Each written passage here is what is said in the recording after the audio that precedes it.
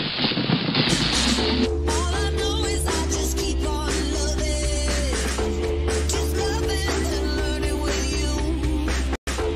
I'll keep on learning and loving, learning and loving, learning and loving with you.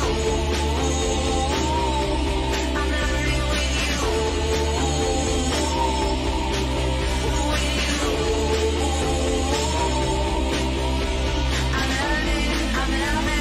learning and loving with you.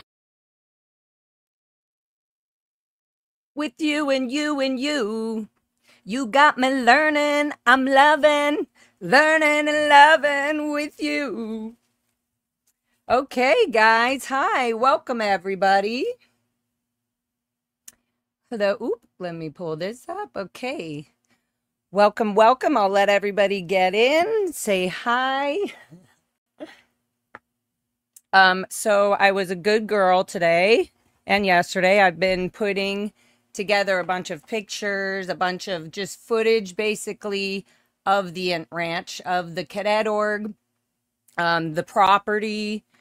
I thought I was only gonna have pictures. We're gonna do hello. We're gonna do testing with the videos, and then you guys could let me know if you hear them. I think I figured out the problem with audio on the videos, so hopefully that will work. Otherwise, really what this is about is the property, and I want to show like the property and like the detailed things like the rock borders and just like the buildings and the environment around, because the kids were the ones that were taking care of this. This was our work. This was our, forced labor, jobs, and child abuse. That's what we're talking about on this episode today. So I really, basically, that was my idea, was going to kind of first talk to you guys a little bit about some of these policies and where they came up with a little bit of these concepts of why certain rules or behaviors were already put in place. So yeah, so I think we'll start with policies kind of like we did last time, but and it won't be, I have them mainly organized. I laugh at myself when I speak about that. Mainly organized. There's so much. So it's like I have to like go through all the policy letter, all the FOs, all the confidential Sea Org things and see what has, like, even for this subject, we're talking about forced labor or job positions that children and cadets would be having. And in my eyes, anybody that's under the age, we're in America, right? So anybody under the age of 18, to me, is now that I'm almost 40, I'm an adult, and I would consider anybody under the age of 18 is a child, whether they're called a cadet or a Sea Org member. If they're under the age of 18, they're a child, right? So all of this happened in my life in Scientology. All of that was all done under the age of 18. Specifically, obviously, my whole childhood or non-childhood at the Int Ranch. And that's how a lot of the cadets were. All the cadets were all under the age of 18 until they were able to join the Sea Org or be approved to go into the Sea Org if they finished their GED. Okay, so let's try this. Maybe we should do the video test first, so you guys can tell me if you can hear the videos, because then if that works, then I won't have to show as much pictures. And so let's do that. Let me test a video right here real quick. And also let me know if you guys can hear me. Yes, you can hear me. Everybody, I'm sure you could because y'all came in. Hello to my Canadians. My sweet Canadians. Okay, let's see. Let me look at these. Okay, I'm going to just do this. Let's do the motel picture. Let's do behind the cottage goalie. Okay, let's try this. Let me know if I open this up. Okay, let's see. Oops, it's really big. Okay, I can make this smaller probably. Yeah, okay, good. Oops, whoops, exit. Sorry, guys. Okay, so let's see. Let me know if you guys hear this. Share screen. Oh, wait, no, that's not the way to do it. Because I think if I want to do audio, or here, first let me know if you guys here. I'm going to share the screen and we'll see if this works. It'll be magical if it works. Here, let's move this down here. You can hear. Okay, cool. Hi, Corinda. Okay, can you guys hear the volume on this? It's random, but do you guys hear that? I know you can hear me, but do you hear me in the video? I'm not talking right now. I'm just showing a bunch of the old, but did you guys hear that on the audio? All filled up? I was talking about how it's all filled up with plants, and did you guys see that? It stopped now, but you could hear me, but could you hear the audio on the video is the question. Let me see. No, you guys couldn't, you probably couldn't hear the audio. Okay, I feel like you could, no audio. Okay, let me see if I do it this way. Hold on. Let me see if I do it this way. Present video file. If this will work. Bam.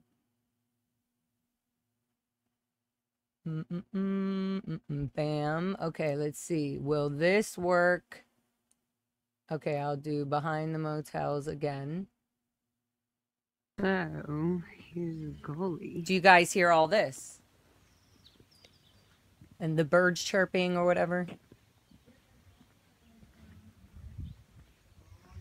If you hear this, then we're good. If you don't, then I All have to filled up. continue my mission. I said it's all filled up. Can you guys hear that? Yes, you can hear it? Okay, yay! Okay, good. So this means that I just have to bring up the file through the video app instead of sharing the screen. For some reason, it doesn't give me the audio when I share the screen. Okay, good. Okay, good. So let me remove this. Okay, so, good. So now I know that all works. That's a done. Check. Okay, also I have my juice and my smoothies.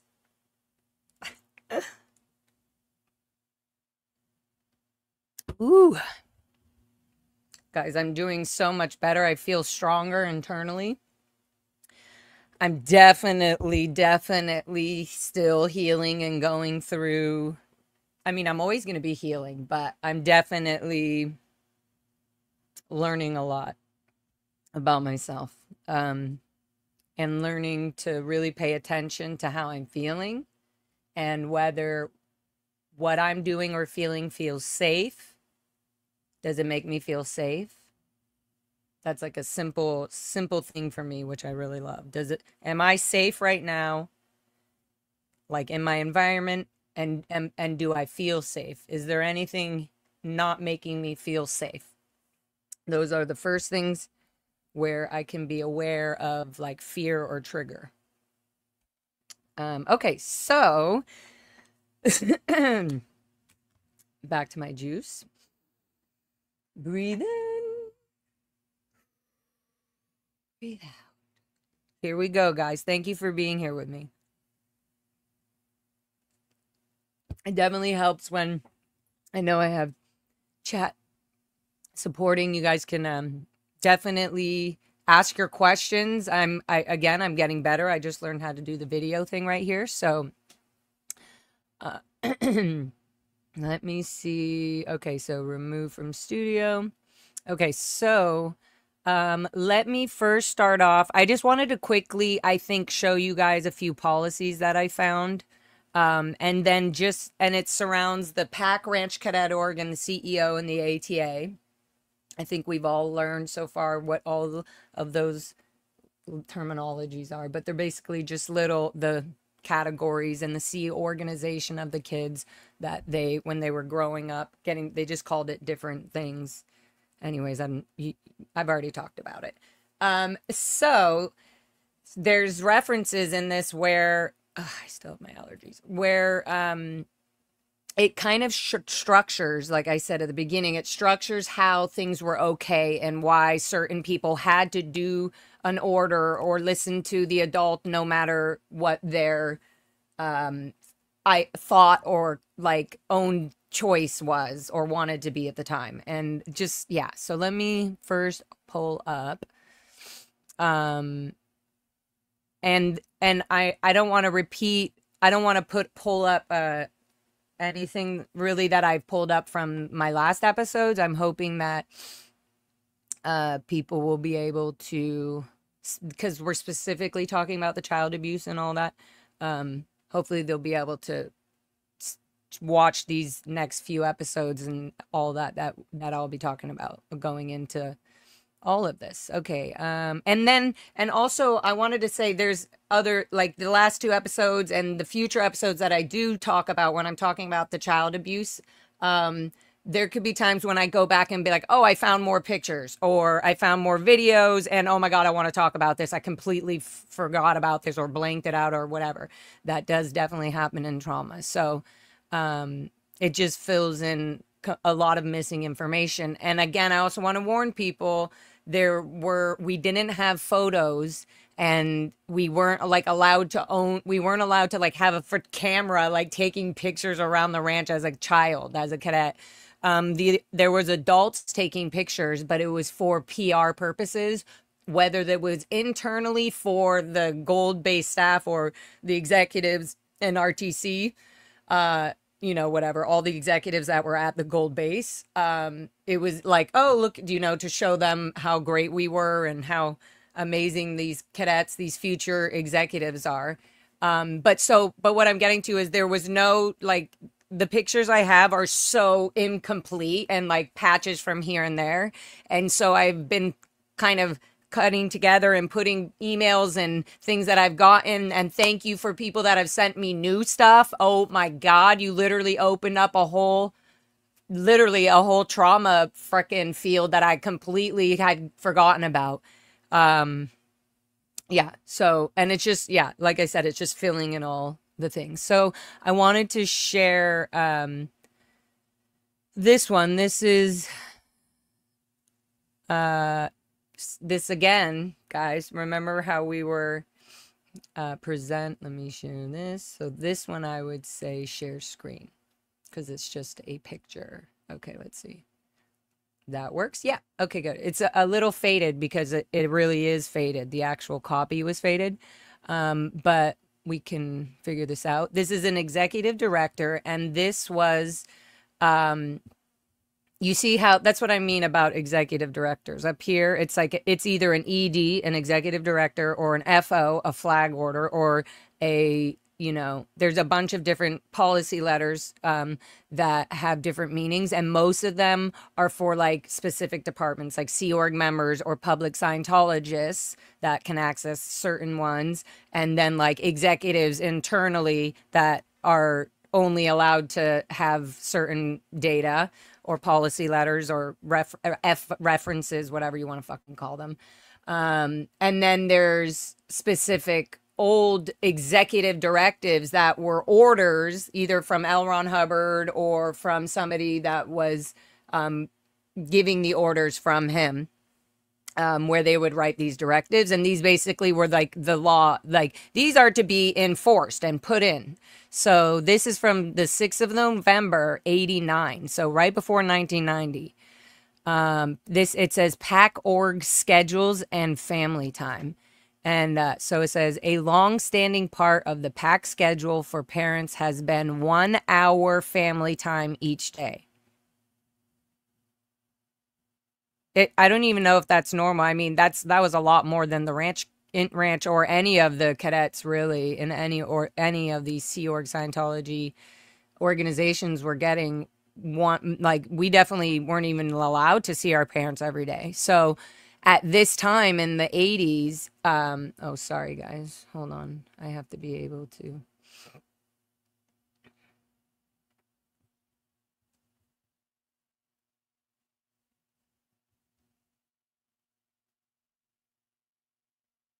Oh, sorry, I was reading this comment. Did I understand everything? No, I didn't. Okay, so let me get back to this. Wow, ADD, OCD, whatever, ADHD. Okay, so let's read this. These what I was saying, it's like this is so weird that the amount of time that they used to have was 1 hour a day for these children with their parents. Okay. A longstanding part of the PAC schedule for parents has been 1 hour family time each day, and it has been noted that several parents are still taking that time on a daily basis, though it is not part of the new established schedules in the PAC orgs. A thorough research revealed that there is no LRH reference covering Sea Org members taking 1 hour family time per day. So this is canceling that time. They're basically saying there's no reference that L. Ron Hubbard says that. I just hate the fact that the reference, this is why I started with the references, because everything had to be in writing by L. Ron Hubbard. Also, okay, so it says, a thorough research revealed that there is no LRH reference covering Sea Org members taking 1 hour family time per day. Also, to have such break in schedules in the middle of production has been found to be detrimental to production and to violate LRH reference on keeping the form of org there. Sorry, I'm reading like a robot because I just have to. That's just how I interpret it now. Okay, this issue is not to imply that the relationship between you and your child is non-productive to the Sea Org. Let me read that again. This issue is not to imply that the relationship between you and your child is non-productive to the Sea Org, but to spend time with your child, i.e., an hour a day, not only affects production on the third dynamic. So there's 8 dynamics, 1, 2, 3, 4, 5, 6, 7, 8. And the third dynamic is the team dynamic, your group, your team.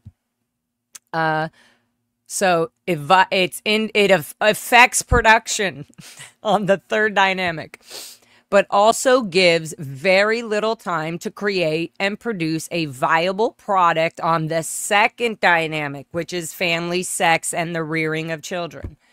So you see how everything goes back to a reference or a way that something that L. Ron Hubbard wrote. The 8 dynamics, integrity, honesty, integrity, or whatever it is. There is far more value to be upstat on your post. Okay, this is literally like, this is the idea of a child and their mother being in the Sea Org, right? Where are we? This is, there is far more value to be upstat on your post on a daily basis and reward yourself and your family with a Liberty Day, which then can be used to create good comm lines, good communication lines, and production on the second dynamic. So instead of doing 1 hour a day and ruining the production of the org, we're going to give you time off when you have permission, when you get approved to have the day or whatever you get approved for. They call it libs, liberty. That's the time you'll have off. Okay. This is a better utilization of production time, not only on the third dynamic, but also as well for the production on the second dynamic. The new schedule does provide for exercise time. This is so bullshit. Okay. The new schedule does provide for exercise time, adequate travel and sleep time, personal CSP, which was oh my God, which I don't even care. It's basically the cleaning time. Cruise ship program. I don't know. Anyways. Okay. Standard liberties. So yeah, the new schedule does provide. It does provide for exercise time, adequate travel and sleep time, personal CSP, standard liberties, LRH tape play. Okay, got to get that tape play in there. Adequate study, etc. And goes in effect immediately for each PAC orgs. Clean ship program. Thank you, LTM. Okay, actions are also ongoing to provide better and more efficient services for Sea Org children and cadets to make them competent Sea Org members in the future. Bump, bump. Are we reading that? There's no other competent artist or singer or, you know, healer, I don't know, like Buddhist, nothing. It's competent Sea Org members in the future. Okay, and I want to put these names here for the record. Alon Gusan, I think Gusan. He was at this time CO's PAC MAA, PAC Production, MSN second. Oh my God, mission. So they're on a mission. Yeah, they're always sent. Remember that whenever there's like adults or whatever, bigger Sea Org, you know, yeah, adults in uniforms around the cadets or adults, most of the time that means they're on a mission handling the cadet org. So if there's pictures being taken, it was because they had to show evidence for completing these programs and these steps when they did all this. Okay, I'm going to show you guys a few more things that lead up to preparing for sending the kids off to the ranch and things like this. Let me see this one. What's this one? No, that's the newsletter. I'll show you that in a minute. Oh yeah, I wanted to also show you this order that was done. I think it was this one. Children. Oh, that's the TV. This was. Let's get into that, but I don't want to forget about this other one. Well, I guess, yeah, I guess we can do that. Hold on. Oh yeah. You do not want a school. Okay, so this is supposed to be confidential. There's just a bunch of these. I should just pull these up as I go. Urgent parent briefing. What's this one? By now you have been briefed. So this is 1993. Oh my God, I want to read this to you guys. Okay, so 1993, I was at the Int Ranch, right? 1990, we were one of the first groups that were shipped off. There was like Ariella Coleman. There was a few other groups. You know, obviously the Mike Brown, the Tompkins, Sterling Tompkins, the Miscaviges were there. Ariella Coleman and Power Coleman, her brother, were there. I believe Ryan Murphy and Kevin were, I'm not sure. But yeah, so there were certain people, I believe Marco Lobato and Natalia Lobato were there. I'm just mentioning these because these were all kids. Name everybody that went to the Int Ranch, which I'm eventually gonna do. Remember in one of my earlier episodes, I told you guys I literally have this scroll thing that has, it's just specifically for the kids and the adults and everybody that was at the ranch. So yeah, I'm gonna be talking about my story in connection to all these people, and hopefully if there's people watching out there that are family members of these kids or they were kids at one point, maybe there'll be a way that you can somehow flow them, you know, a possible new way of life. But yeah, okay, so let's go here, present, share screen. Okay, so this was a urgent brief, as you said, this was in March 1993, 31st of March 1993, to all parents, all CEO staff.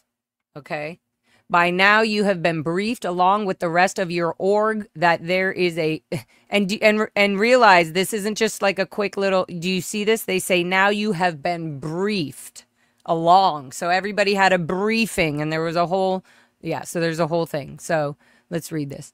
By now, you have been briefed along with the rest of your org that there is a potential situation with the Rodney King trial that is currently ongoing. To be ready for any eventuality, preparations are being preparations are being done to ensure the children are secure and far from any potential situation that might occur similar to last year's. That doesn't sound good. Full planning has been done by the CEO in coordination with the Ranch Renos project to provide a stable, comfortable environment similar to what they currently operate in should one be necessary. Oh, similar to what they currently operate if, I think, or in should one be necessary. Okay, there's a lot of misspells in here. Full preparations are occurring in present time, PT, to make the ranch.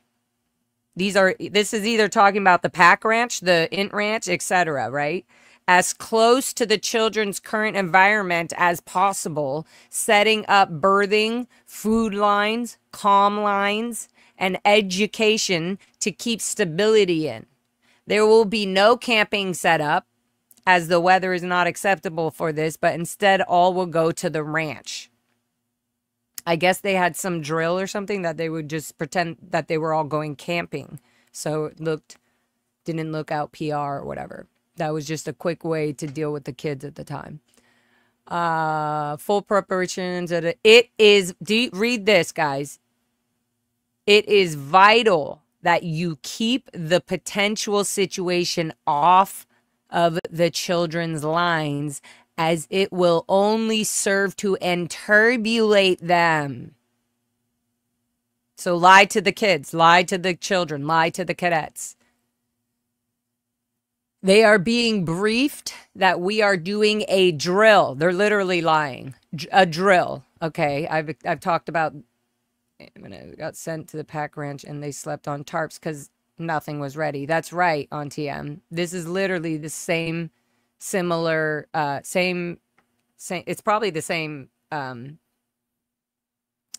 story. That's so funny. I've wanted to talk to Amber. Okay.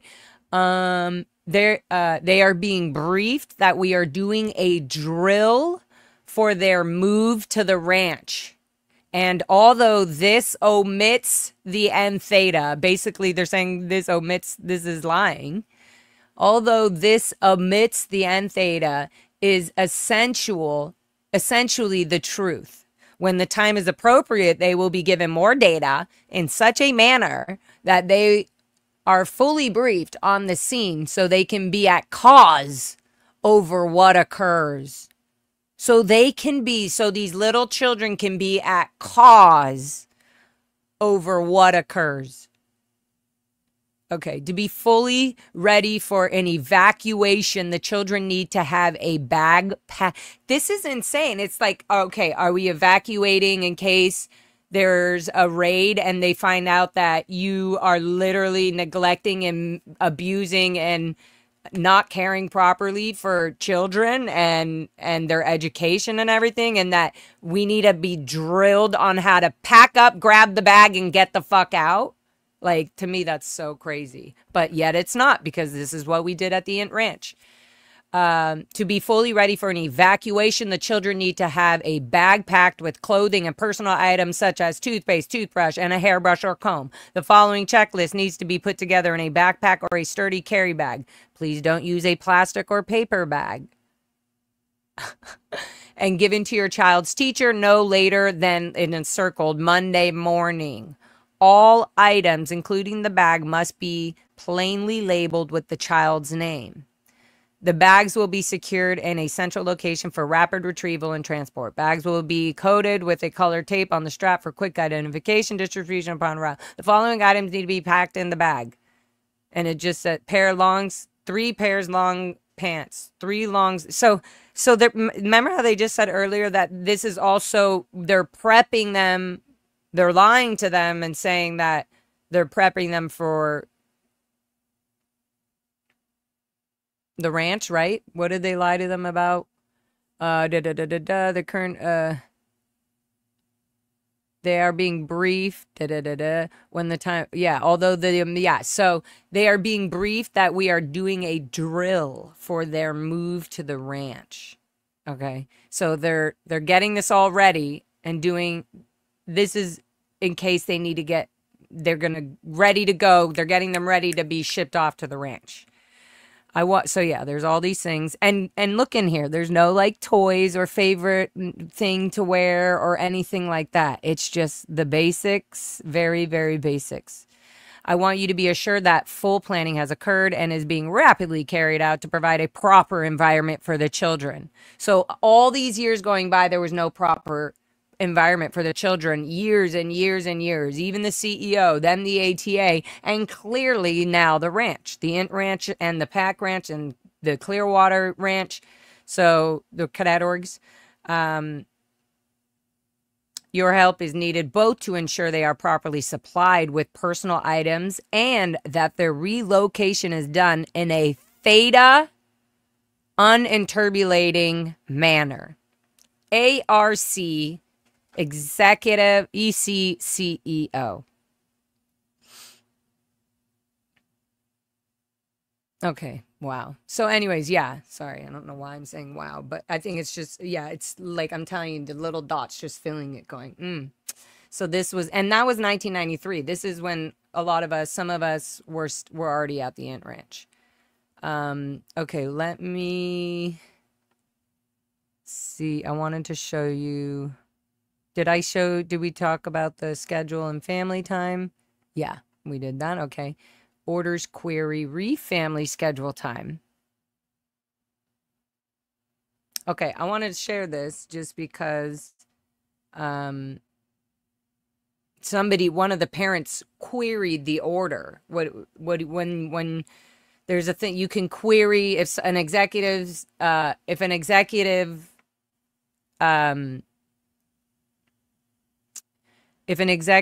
like or a junior feels that the executive gave them an order and it's wrong, or there's some reason why you can't do it, you're able to technically query in writing, query the order, right? So they have this order query of, yeah. This is so weird. Okay, order. So it says to cease taking family time, because the order was to cease taking that 1 hour every day, right?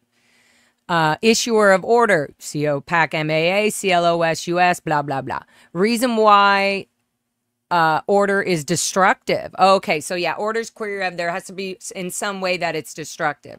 The order is destructive because A, it violates the LRH reference. They can't just say it's fucking child abuse or whatever, right?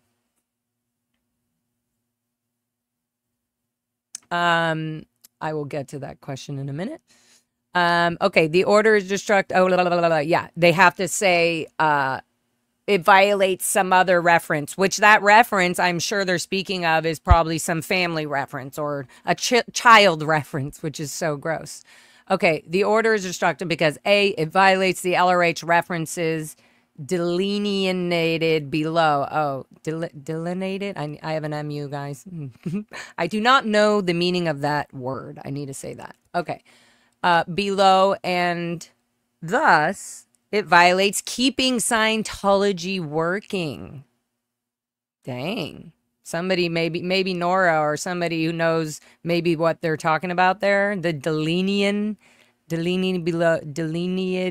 below, and thus violates keeping Scientology working. I wonder what that was about. Also, it is destructive because B, due to the fact that it provides no time in the schedule for parents to be with their children, it promotes parental neglect. This is literally a query for the order being like, fucking, why can't I be with my parent for my child for 1 fucking hour a day? This is a query to the order of taking away the 1 hour a day. Okay, just want to be clear on that. It promotes parental neglect and irresponsibility, as well as general lowering of condition on dynamic 2, the second dynamic. In the 19 years I have been in the Sea Org, so this is somebody who's already been in the Sea Org for 19 years, okay? Look at the reference. This order was a query in 1989, 5 December 1989. So they've already been in the Sea Org for 19 years, okay? In the 19 years I have been in the Sea Org and PAC, this condition, parental neglect, etc., has several times been the source of major upset and turbulation on church lines. Can we I mean, more and more again, I keep seeing this is 1989, so 19 years prior to this, there was already neglect of children that this person was seeing, that they've been in the Sea Org, okay?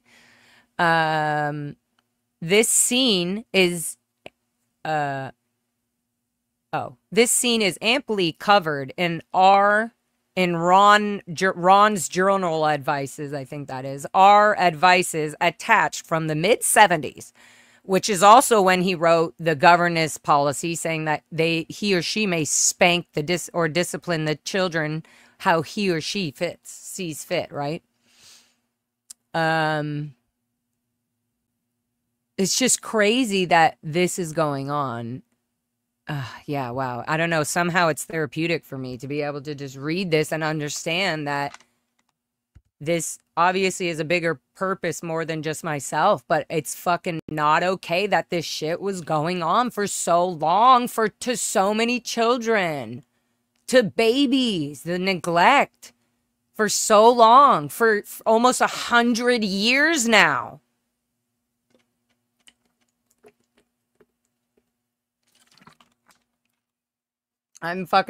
This is the justice for all of these children that this was happening to in this time. And this is shitty, but like this parent is so brainwashed that, you know, they had a kid in the Sea Org, a baby in the Sea Org. They've been in the Sea Org for 19 years. And it's like, they're begging, basically saying like, no, this is not okay. I need to see my child, right? The 1 hour a fucking day. That's still child neglect. That's just crazy. Okay. So yeah, I mean, I don't know how much of all of this is interesting. But yeah, so let's, oops. Did I mess up? Hold on, guys. There we go. Wow, that was weird. Oh, maybe I accidentally pressed the other present button.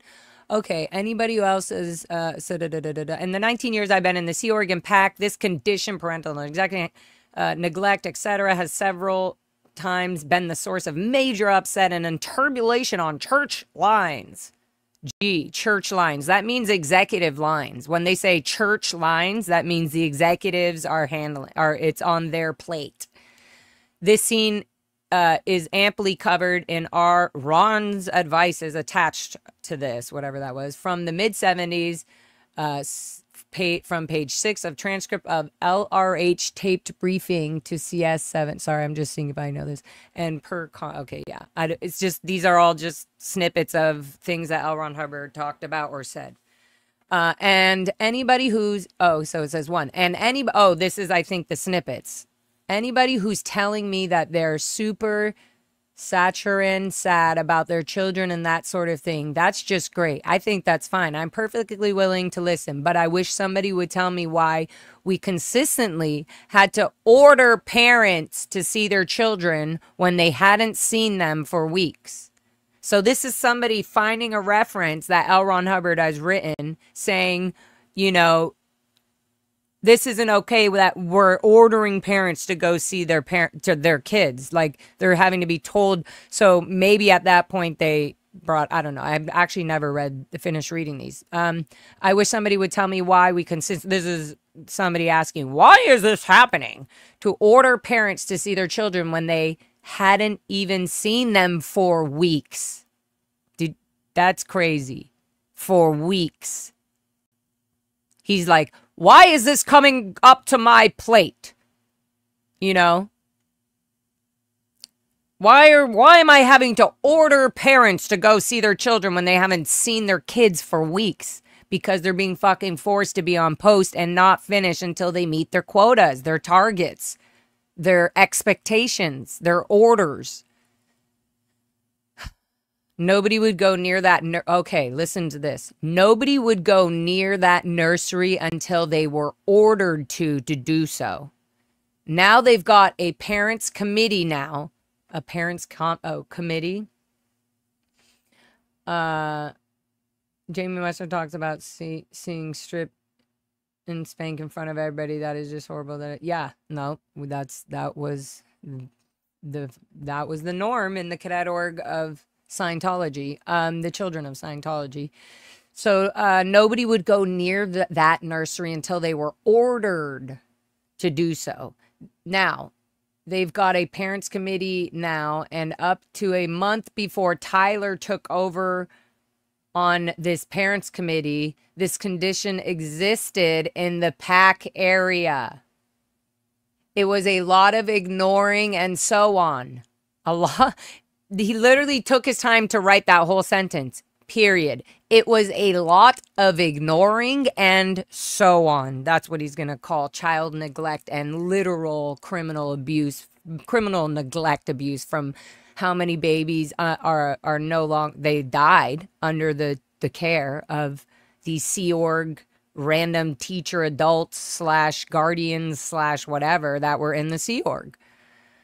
It was a lot of ignoring and so on. And then she got it gung-hoed up and she got parents visiting their children and made some transport for it and that sort of thing. And she brought that scene up. So then, oh yeah, and I read this reference that they're about to reference. Oh my God, reference. Then we have per HTOPL 9 June 64 reorganization, second page, referring to his and Mary Sue's daily schedule. We have dinner about 7, spend a bit of time with the children and get back at it. So she's saying, look, L. Ron Hubbard and Mary Sue, they said during the dinner time, we have dinner at 7, spend a bit of time with the children and get back at it. So you see dinner time also, to me, in this reference, was why dinner time was when they celebrated the birthdays, and that's when they would do the birthday for the kid, and then that's at it, get back to work. They would literally say, when the dinner time's over, back at it, get back to work. This was, you will note, at Old St. Hill during the boom days. Okay, book make booms, is that what it is? Another reference violated here that is more basic is Esto Series 16, the last page, where Ron says, the general why of inactivity or non-production is low condition on one or more dynamics, making a non-alignment with other dynamics, causing an inability to confront. Sorry, I'm yelling. Clearly, one cannot get his parent hat, a vital part of the second dynamic, into a high condition, seeing his or her children once every 2 weeks. LRH did not do this per the reorganization reference cited earlier, and the Sea Org members cannot do it now. Recommendation to solve the problem, the order sought to solve. These are even how to write a query to an order. There's specific ways to do it. So the next step, it says recommendations to solve the problem, the order sought to solve. The recommendation this parent is asking is reinstate family time as per the LRH references above, and continued redouble the push to get this and other orgs to Old St. Hill size using green on white, red on white. So green on white is admin or tech.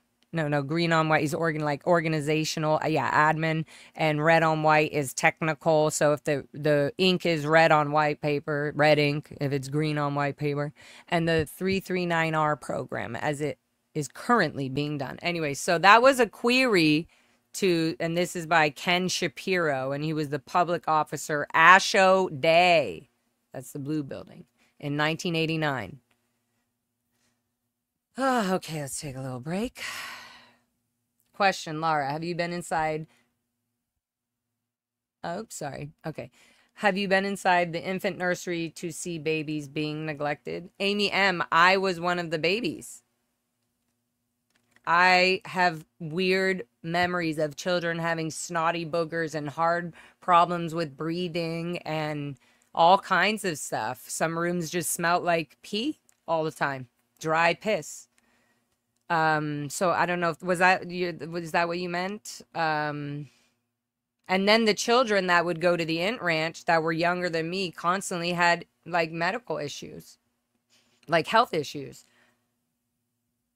And I guess I did too. I just thought they weren't as bad, you know. And plus we have the whole PTS, you know, you don't want to get sick. You pulled it in, even though we were so young at that point and didn't ourselves do the PTSSP course or whatever the fuck to learn. We also were being hearing, just like a dog is hearing a command. After a while, you know what they know what you're saying. And it almost was just like, oh, don't be PTS, or, you know, you're being suppressive or whatever it is. The language was already in the mouths of children, babies.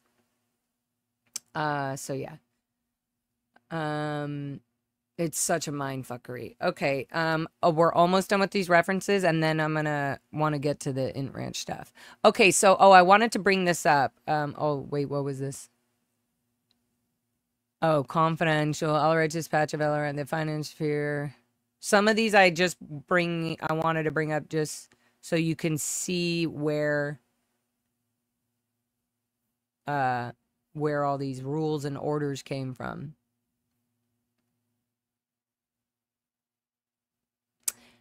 Kindergartens have 2 additional forms of health history and a physical examination. Okay, yeah. We have selected these schools after carefully judging student-teacher ratio, attention on application, specialized program to fit special needs, i.e. gifted children program, as well bilingual and campus facilities. Yeah, this is so crazy. This is what they were supposed to turn this into.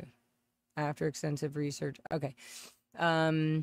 Because I think they will cooperate very gung-ho once this is carefully explained to them. If they're referencing references again. Referencing references. This is not practical time to run a self-supported school under the heading of research and doing the only effect work in the... Okay, I'll share this really quick. Okay, just this, I mean, there's so much to this one, but I wanted to, this very top part right here. And look, it says, this is, see, on this part, it says C organization, confidential. So only C org members are allowed to read this. To all PAC parents. So all the parents are in the C org. Okay? No ifs, ands, or buts. And look, it says hand route. Re-education of all school-aged children.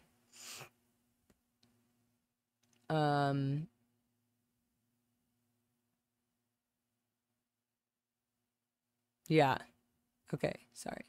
In here it says LRH dispatch of LRH Com US. And oh my God, I can't even fucking read all these. But it says in the finance sphere, this is quite a handful. The only way we can afford to handle this scene at all is to let the state share some of the burden.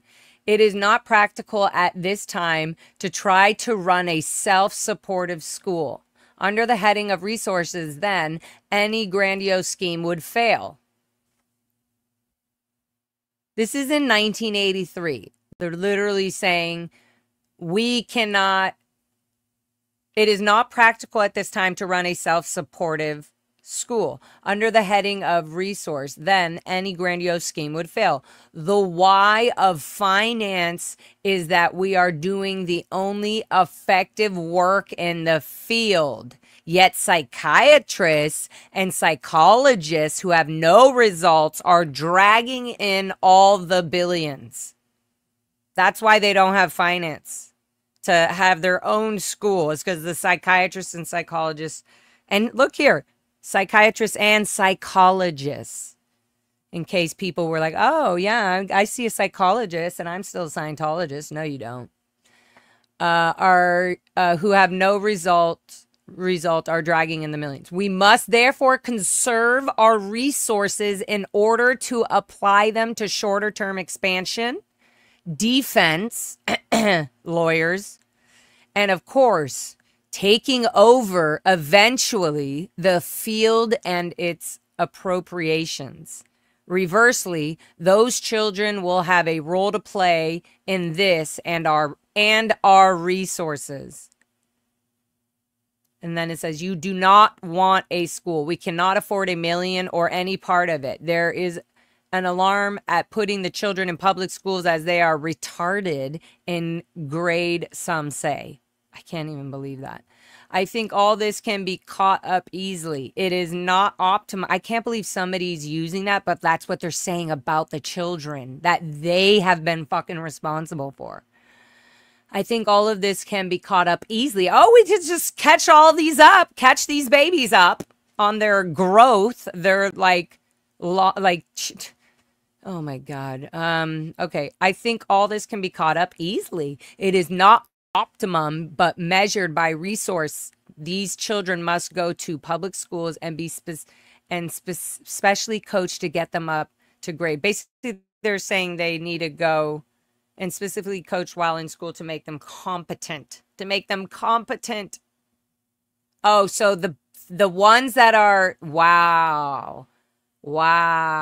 They're saying the ones, guys, the ones that are this word. I don't even want to say it again. They're saying in which I feel the city would help. Okay. And specifically coached while in school to make them competent. Okay. Okay, here it said that cramming said there's all this stuff sometime and we'll kick him through the little study manual of the guardian's office. Okay, so there's a basic study manual and that's all in here. This is how they're going to learn to study and really do the courses. And when they get through this study manual, we'll teach them how to study and they will catch up fast enough. And there's a more horrible plot to this than that, because I think that these kids are in a position to infiltrate and overthrow the California school system. So the children were always being used for something. This is all in the guardian's office. Kendrick Moxon, literally. But I'll give these kids the mission overtly of overthrowing the California school system, and I'm sure they'll cooperate. Let's read that again. That's an order.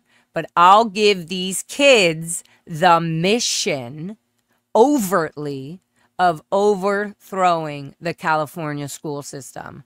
And I'm sure they'll cooperate.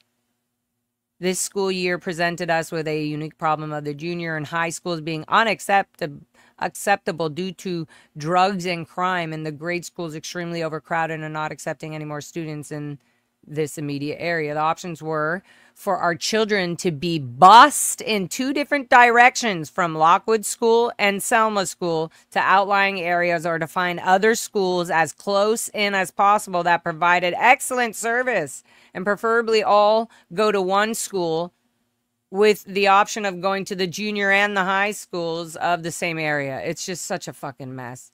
After extensive research into the schools of this area, we have selected Carpenter. So they went out and searched out a school, and here you have Carpenter Avenue Elementary, Reed Junior High, and North Hollywood High School is for the CEO children. All school-age children are routed into the CEO will go to these schools, and exceptions will be the.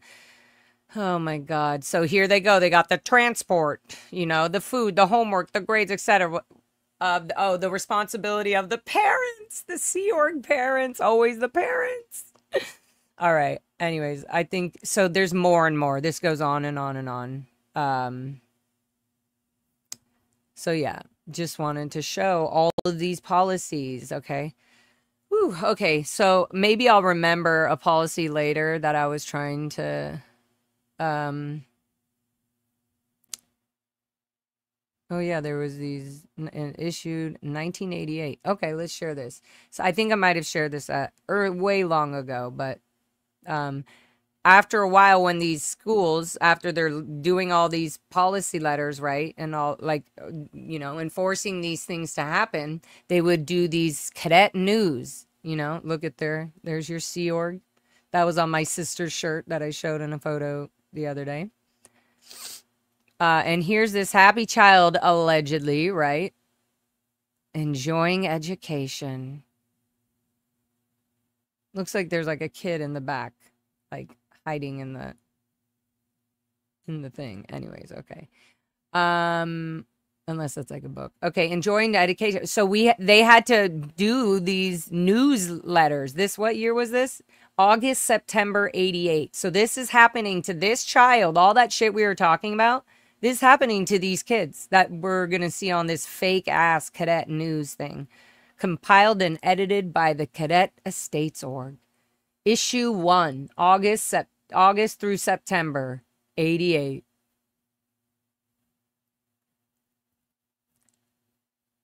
Ew, these quotes.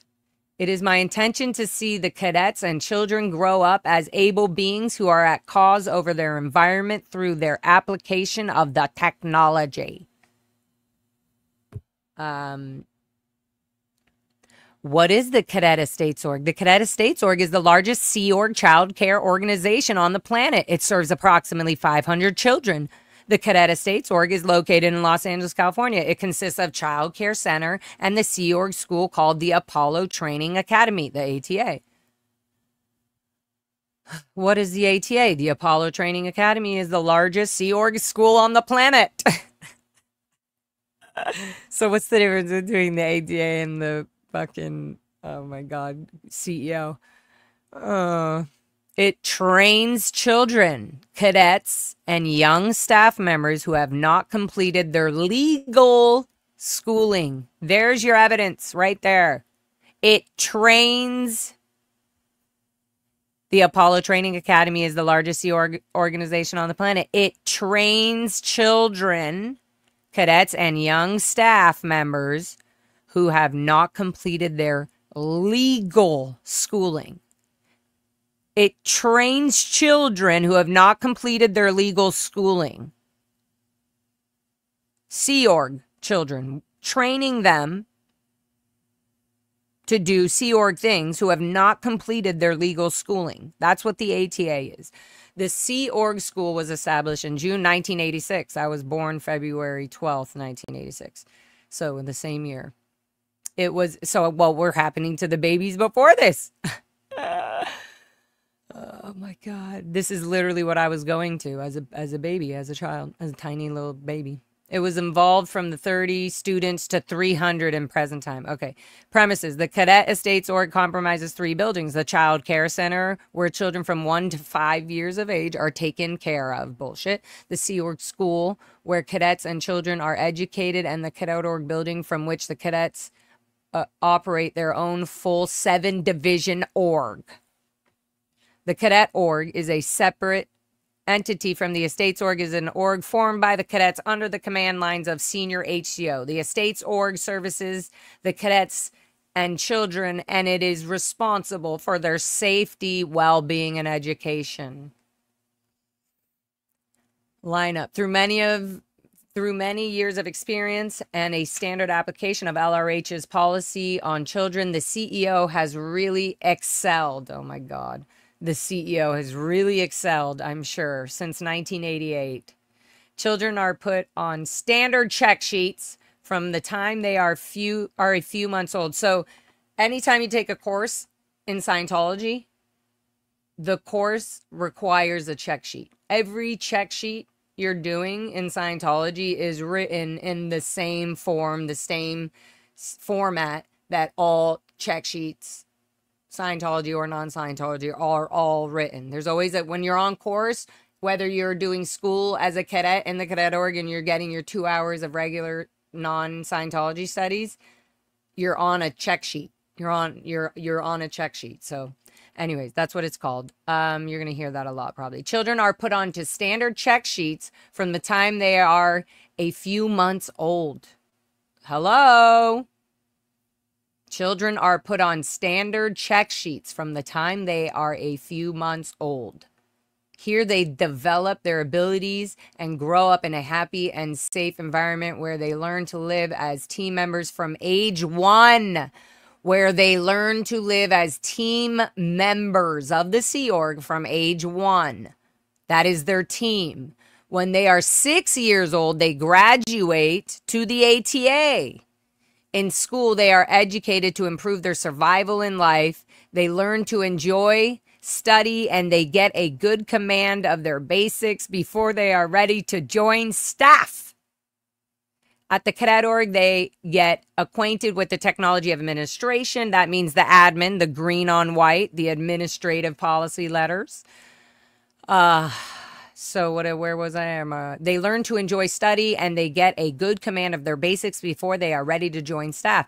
At the Cadet Org, they get acquainted with the technology of administration. They learn to hold a post, a job. I should have put post in my title because that's really what they called it. But really, legally, it's a job. We're holding a job. We are working and we are a slave to the Sea Org and Scientology. We are a slave. We are being told every single order, command, where to go, what to do, what time, how much, stop, go here, do this.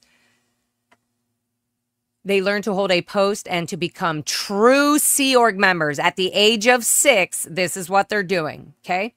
Products from December 1987 to present time. Over 25 cadets have graduated and are now competent staff members in the different orgs in PAC. This is literally evidence, guys. I mean, it's all evidence. In 1974, LRH said, but what that needs is a big nursery children's org setup where the kids really get handled. Oh, God, there's that word again. Handled. Oops. And go to school, are brought up right, and resources are made there where no resources are now being made. The Cadet Estates Org, the CEO, has now made LRH's dream a reality. Sea Org children can now grow up as free and able beings in a safe environment where they are educated to become competent Sea Org members. Where they are educated to become competent Sea Org members, not whatever choice or job they choose in the future. So these are the cadets, whoever this was in 1988, or 1980, when was this again? Sorry. Yeah, 1988, these children on this issue. So yeah, these were cadets. These are all cadets. They all signed their billion-year contract. Here's an infant. Oh my God, anybody know who this little cute baby is? Oh my God, this is Lorianne. Lorianne. She's had a few last names, but so this was her. Oh my God. So she look at the e-meter. Wow. Lorianne Isaacson, I believe. Anybody know her? Anybody watching? Anybody here? Oh. Wait, my birthday is the same day as yours, but a different year, though? Are you serious, Griselda? Is that a real thing? I thought I heard that from somewhere, but... So, different year, but your birthday is also February 12th, Griselda? You little cutie patootie freaking Aquarian baby.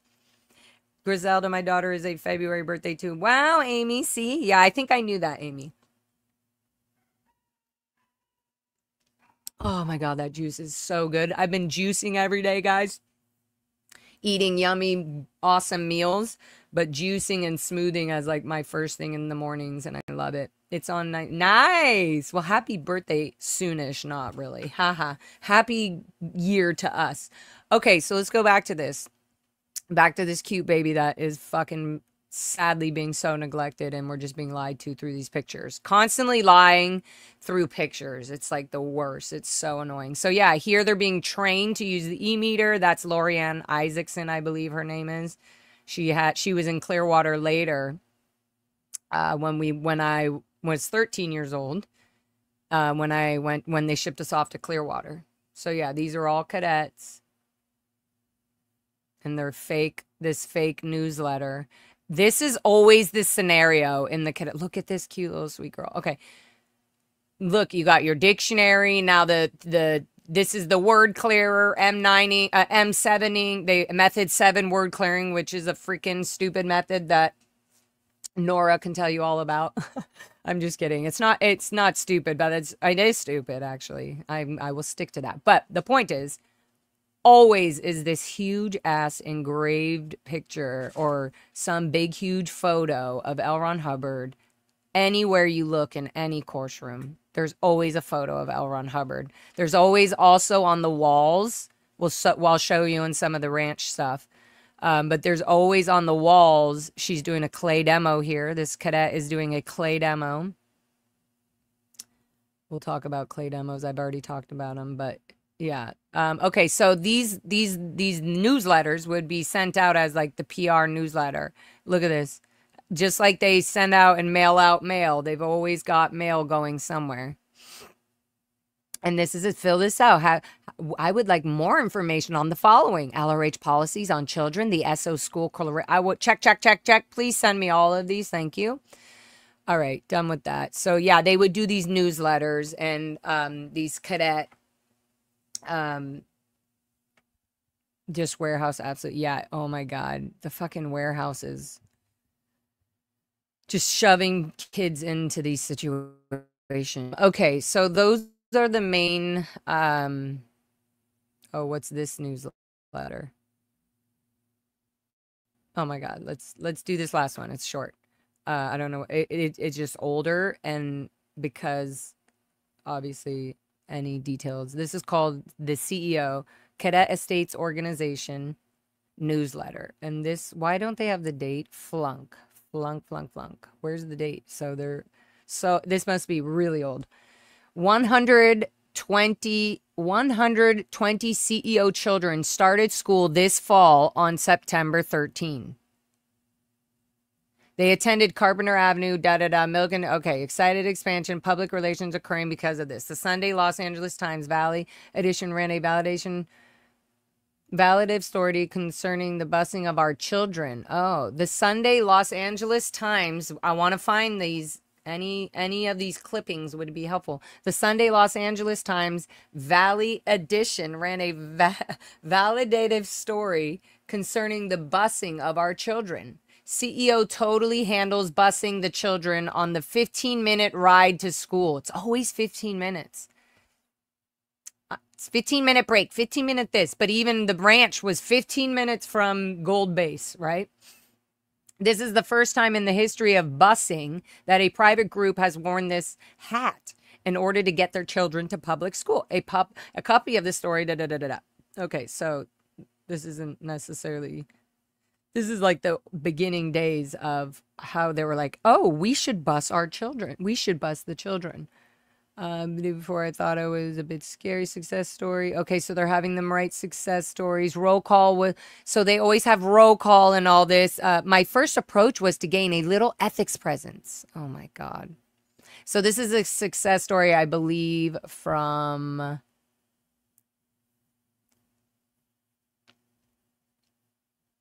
Of course we did, and introduced the children to the locations, group processing, study, tech, and success stories. Mr. Pam Wiseman, Harshman, Chuck Schlecht, Mike Bloomfield, Donna Profit, Heather Sybier, Marcy McShane, and I wonder if Marcy McShane is Shane and Carly McShane's mom. I don't know. And Marilyn Fox helped out. Mike was so blown out by the experience that he wrote a success story about it. So this is from Mike. I've never been a teacher before, and this is them getting them to get in their study tech, I guess. I've never been a teacher before, and the thought was a bit scary, but here was our chance to put a taste of Scientology into the California school system, and I wasn't going to miss this for anything. The principal turned me over to 31 sixth graders, and up to room 22 we went. I thought I was really in for a lousy day when I put the wrong key in the door and couldn't get it out for the life of me. I pulled and tugged while the class was waiting, and my tone level began to slip down but not far. Just in the nick of time, a parent assistant came to my aid, and into the room we all went.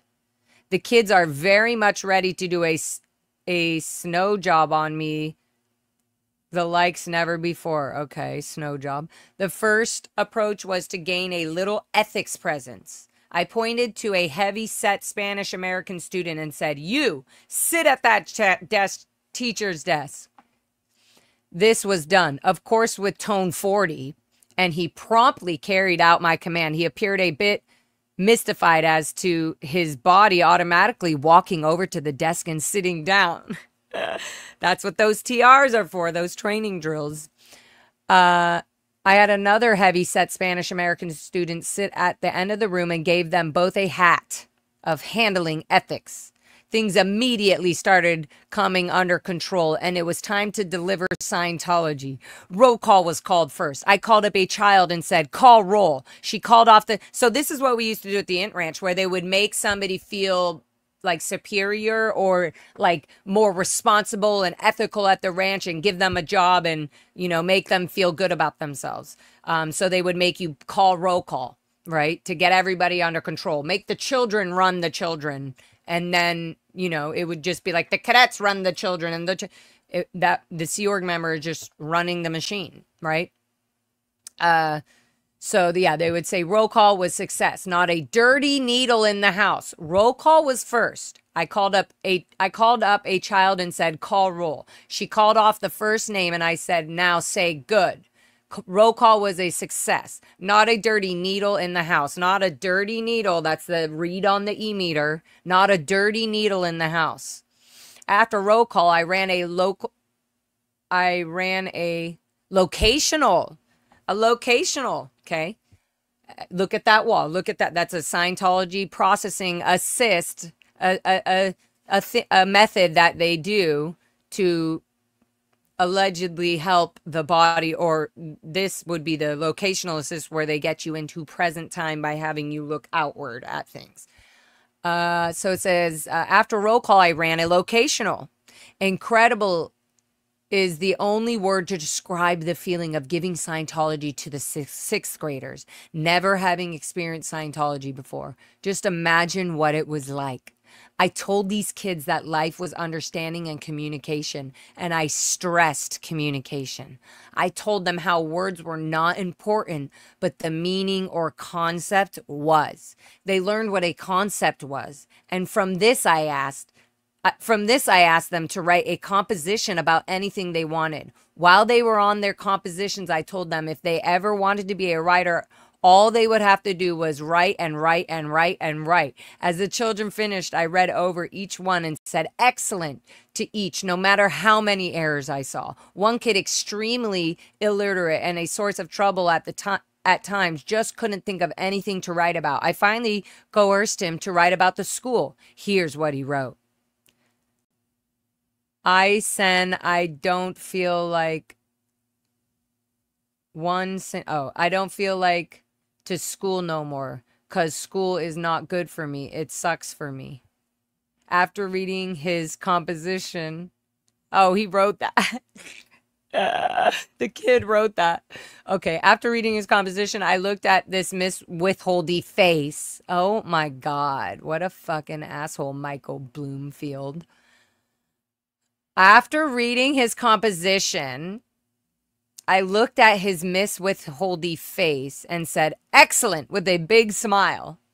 Then, when composition ended, the kids played Simon Says till morning break. During break, I got some hot tips from Marcy and Marilyn, CEO staff, and went back to battery. We did 5 different math worksheets, coloring, and then before lunch, the kids got into small teams and we played charades. By the end of the lunch, all the kids were back in room 22. The tone really started to rise. I pulled a map chart down for all to see, and we talked about why we have maps. I pointed to a small map of the world and asked them, what is this planet called? They said Earth, and I asked them what they felt the condition of this planet. The answers I got were war, atomic bombs, trash. Pretty aware kids.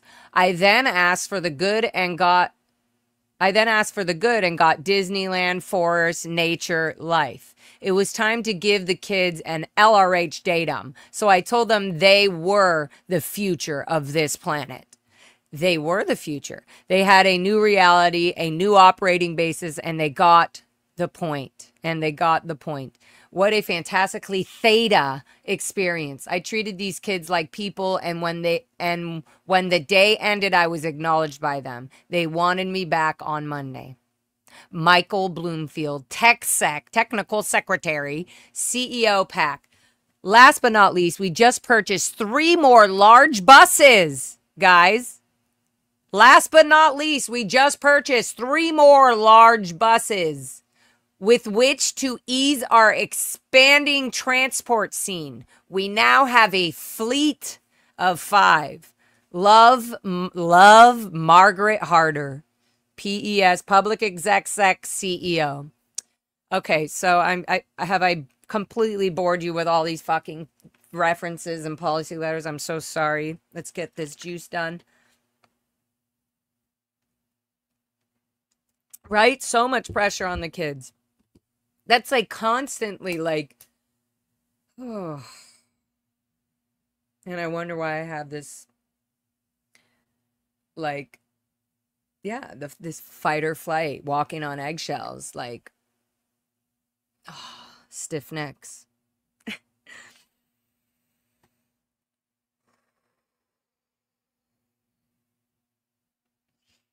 Okay, so now,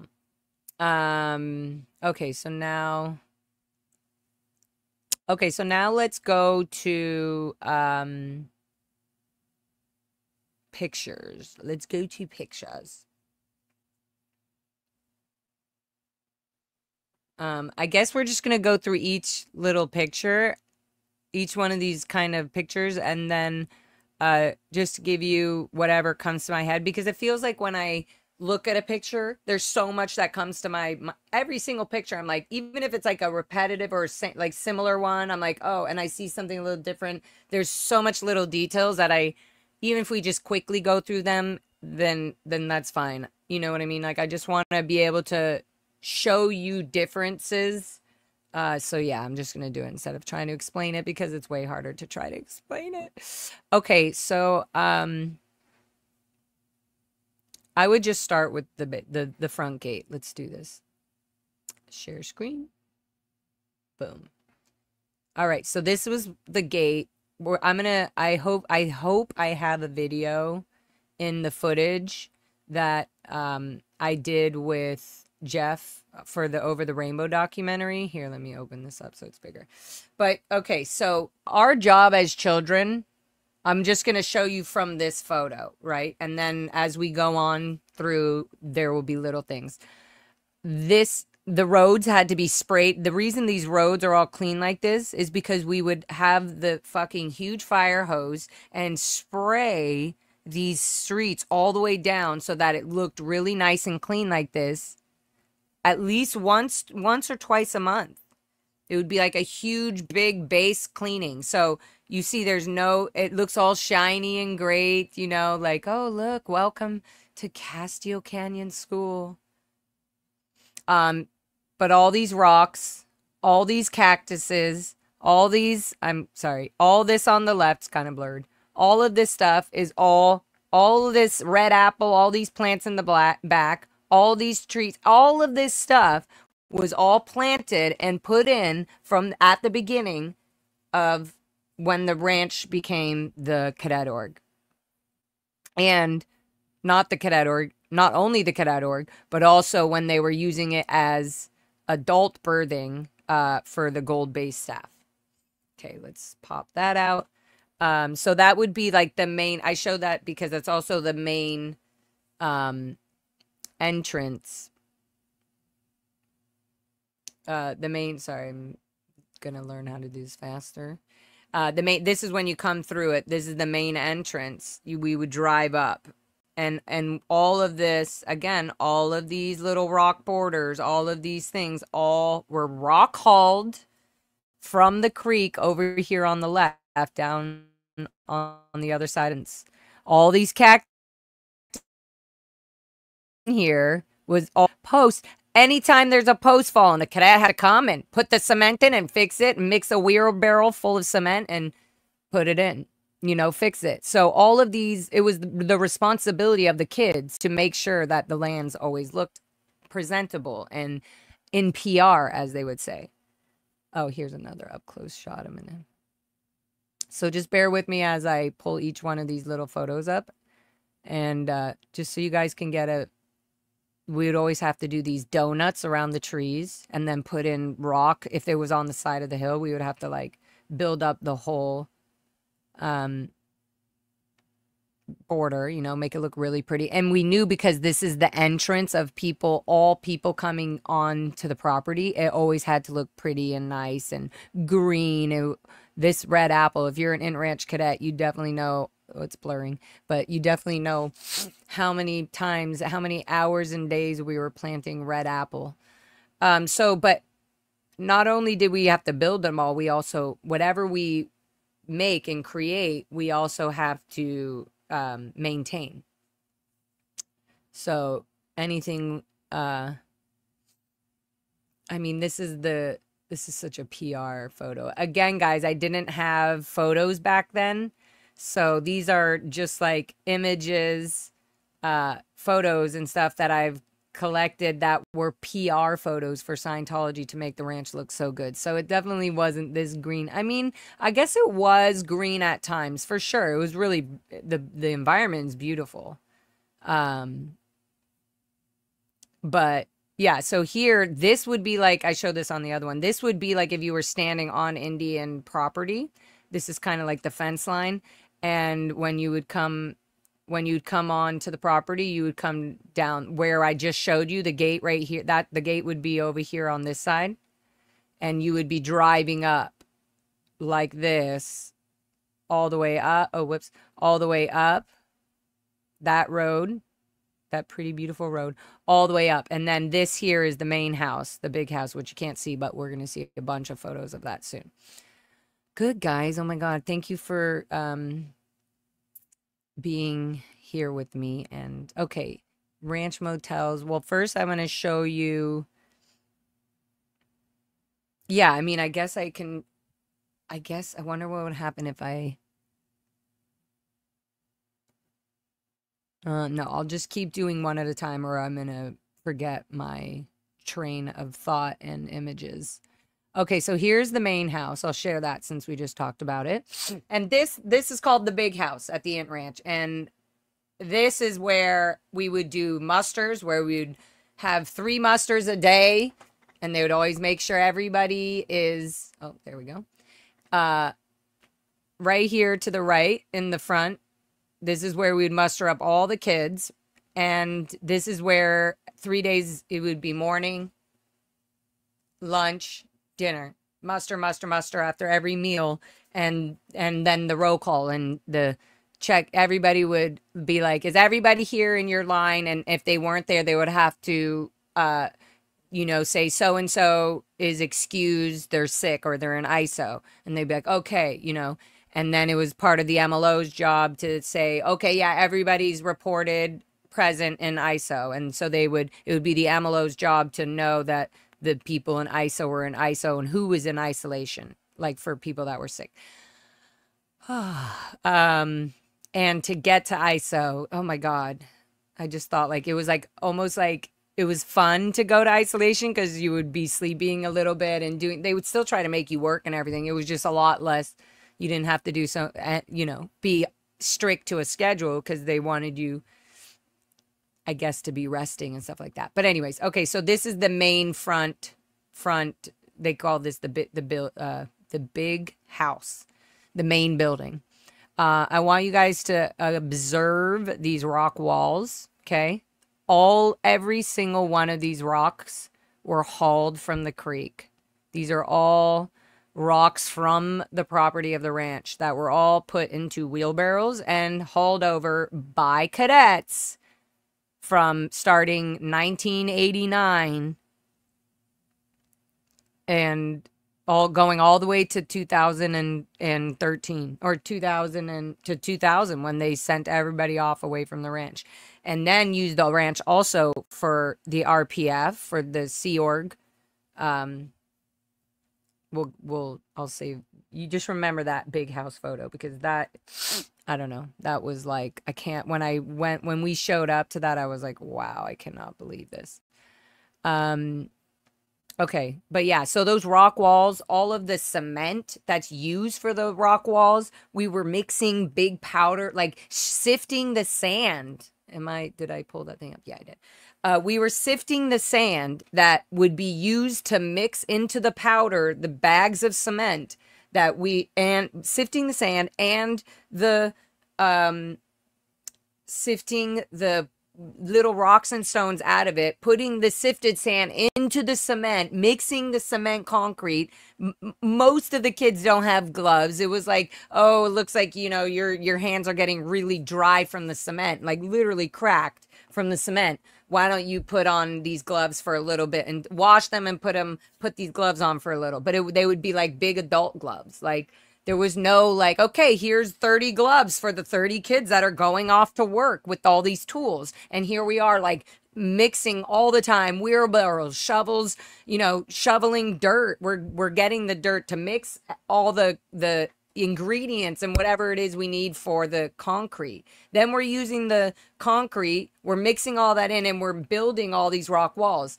It's not that at any point, even now, that I don't find building a rock wall creative or fun or exciting. It's not that, going and, harvesting or picking these vegetables out in the fields was so bad. At times it was, yes. But when it's enforced and it's put under like a schedule, and then it's put under, you didn't get your sweater in time, too bad. Go to the fields, go to your project. This is work time. You should have thought of that earlier. It doesn't matter if it's fucking freezing in the desert mornings. It doesn't matter how cold you are. If you're out in the middle of the fields, you have to keep working. So yeah. There's a bunch of all that. Everything we did was work. So I feel like showing any pictures it's gonna show you just the idea of all the work that we did. And the reason I'm showing the videos last is because the videos were the videos that I did when we were doing the documentary Over the Rainbow. And this is footage that was never on the documentary, and that I had either taken myself or Jeff gave to me. Thank you. He gave me some of this footage. I should be appreciative of everything. I need to work on that. But yeah, so Jeff, I have this footage, and I just want to give you guys the pictures of the only pictures that we do have of some of the cadets in some of these photos, and what the norm was, so that later when I show you the videos, you can see how all this work we had done is almost like all covered up, or it's slightly changed or whatever. But the rock, the rock borders and the lampposts and the trees that we planted, that the Indians now have big ceremonies in front of, like in the fire pit. And there's something really healing about watching all that, and also being able to show you guys even just small images like this that just describe the norm. Like, this was the norm, the normal behavior, the normal things we would be doing is planting trees. So, I mean, not planting trees only, but just doing all these heavy works. Like, none of us have gloves. You see this? I got so many splinters from these shovels. A lot of these shovels are cracked. So we had such like specific, we only had certain tools to use. Gum boots had to be given to us by our parents. So we were lucky if we had gum boots. Most of the time we'd borrow somebody's, which we then would get in trouble for because we weren't supposed to be using other people's uniforms. Our own parents were supposed to. So many times I would be borrowing like Lauren's clothes or Christina's shorts, or we all were just sharing everything because we also didn't want we felt guilty if we were working and got our clothes stained or something like that, Yeah, we didn't because then we would have to ask my mom or our parents or whatever, right? So we would feel bad and just like try to just borrow another cadet's thing for the moment, you know? All right, so this is Trisha Norton. This is Renee Berther. This is Jordan Shimmerhorn. And I don't know. I'm like, that would be funny. It looks like a boy. And this looks like, I don't know, just another cadet. I guess I can't see, so I don't know. It could be Alex. It could be Darren Bolstad. It can be anybody. So we're planting fruit trees, guys. You see all these trees in the back in these buckets. We're taking them and putting them on this ground, in the ground, straight up where there was nothing before it. We're putting in plum trees. We put in pear trees, apple trees. This was like, we had orchards full of all kinds of different trees. And all of this fruit, all this organic, all of this stuff was being shipped off to different organizations. A lot of this stuff was being shipped off to Celebrity Center, Gold Base, of course, and then just a specific, you know, executive, you know, special people. But this is all this work. This was the norm. This right here is the image. If you could imagine, we were working and moving and then having a whole road. This is just a section of the cadets, right? So behind whoever's taking this photo, there's also a bunch more cadets behind. Yeah, pear and apple require a lot of spraying. Yeah, well, also, it was the cadets' jobs to take care of all the orchards. This was very, everything was the responsibility of the cadets. And if it had to get to the adults, it was Dev T, meaning the adult was, it was developed track extra, meaning like the adult is now having to do the junior's job, you know, so it's now on the executive line. Yeah, so there's Renee Berther. She used to spank me a lot. But also there was times that I would have fun with Renee Berther, so it was really psychologically fucked up. But you see all this tubing around all of the trees, and that's also, we'd plant all the trees in. Once the trees were done, we would make donuts. They called them donuts, like little you know, a circle of a dam basically for the tree, and then we would have irrigation going into each one of these trees all the way down that would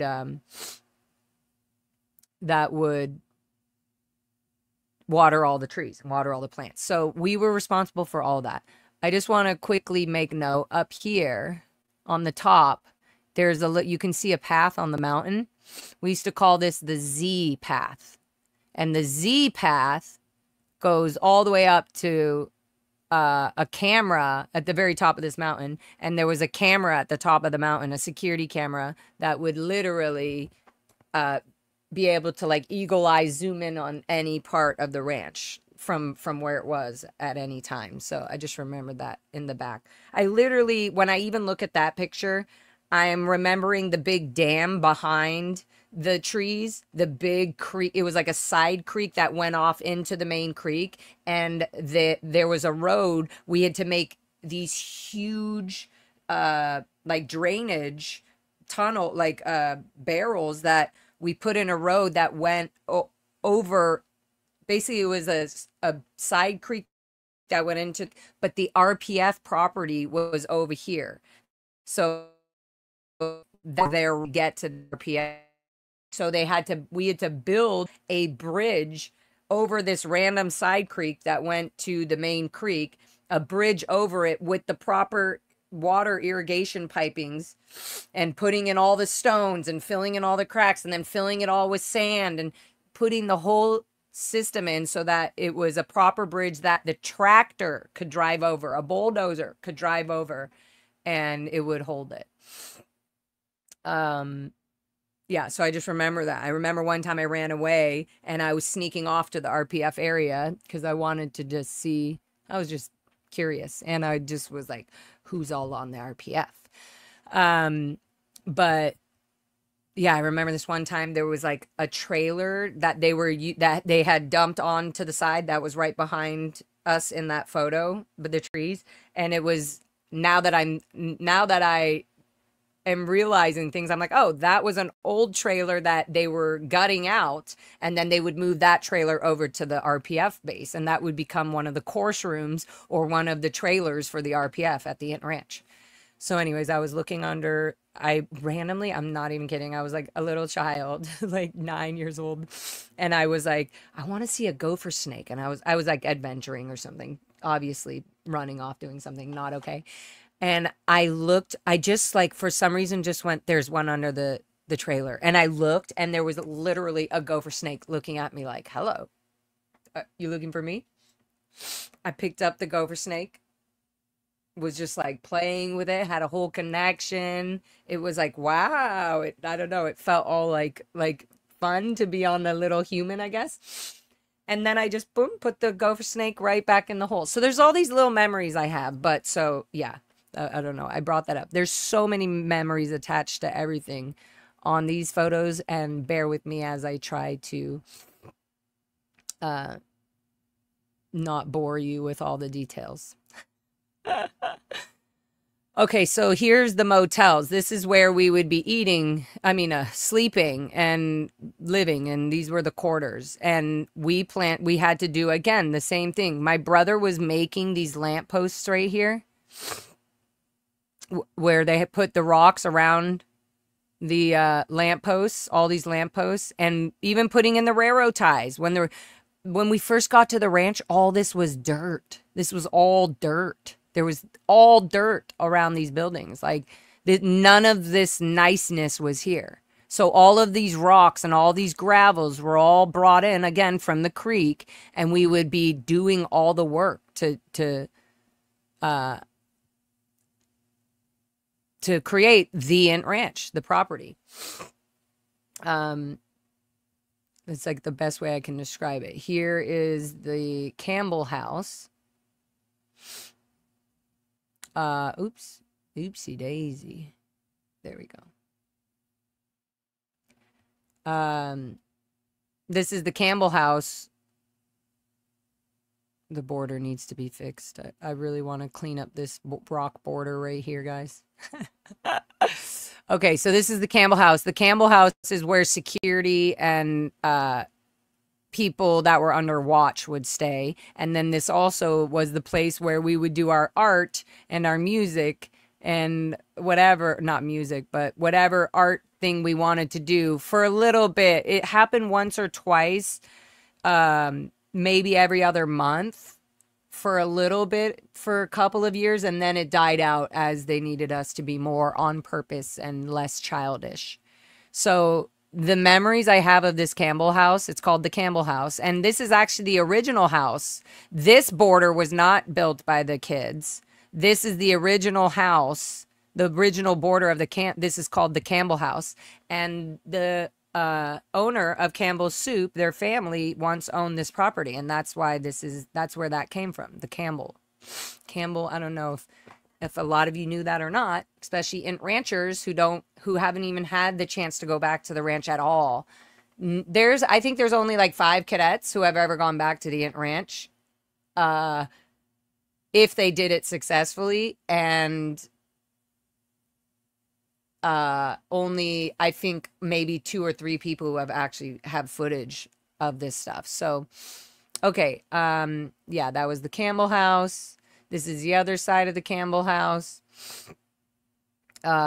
This again was so weird or off limits because it felt like it was only for art and fun and for the security guards, so it was like a building and a space that you weren't allowed to be around really unless you were doing like a grounds. They call it grounds projects or whatever. So we would come here and pull all the weeds out of the gravel, and we'd have these little check sheets, these checklists of our stats. Each step done was a statistic, so our stats, our production was based on all of these little things that we had to maintain and keep clean, or keep up stat, as they would say, the PR in. Yeah, so the Campbell house definitely had that feel. Here's another picture. This is all, again, these are PR photos because we weren't running around as children with our own cameras, and we definitely didn't have iPhones and all that shit back then. But yeah, this was, I remember we would come into this side door, and that's right here is where the piano is that me and my dad and sister would play every once in a while if he got permission from security. They're like, if as long as we don't have anybody under watch. And there was like a time when like Jane Alsop and Sarah Leah Bart, there was always somebody on their watch. And then there was also times when they had somebody from Gold Base under watch here, or some medical, you know, somebody who had a severe medical issue and they didn't want to have any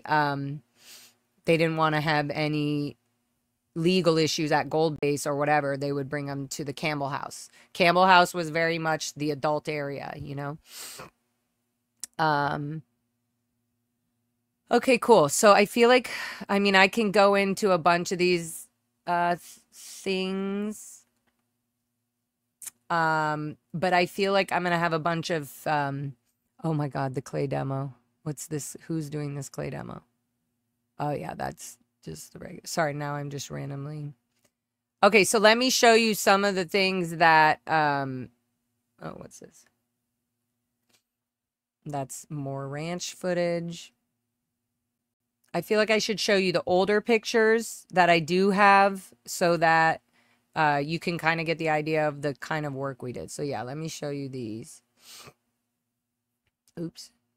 We'll go through a few of these. These were, I'll just kind of explain. Oops, that's the wrong one.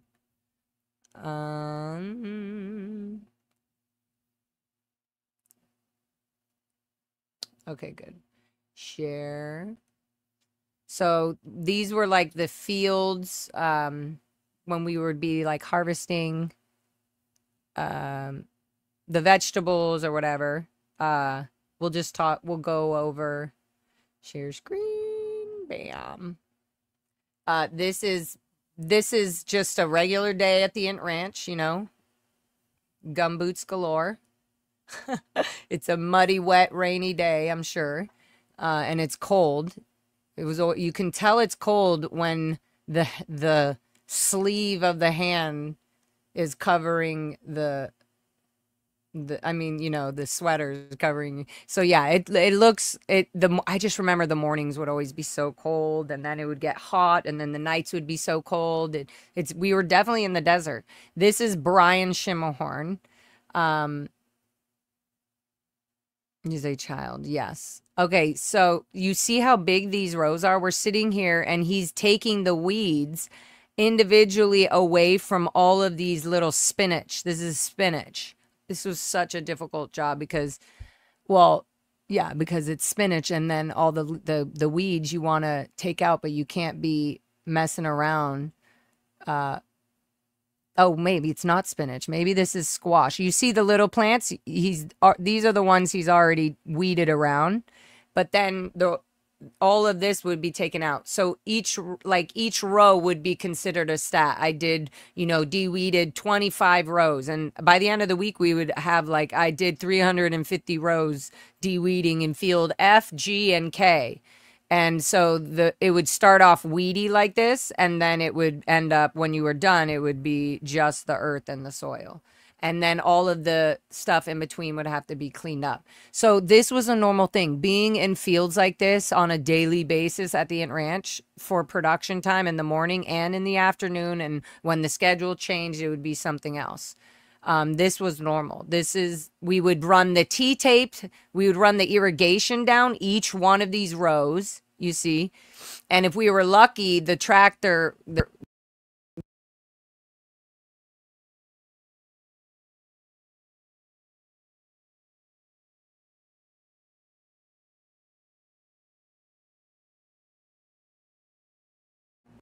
Okay, can you hear me? I messed it up. I hit my mic. Campbell soup, yeah.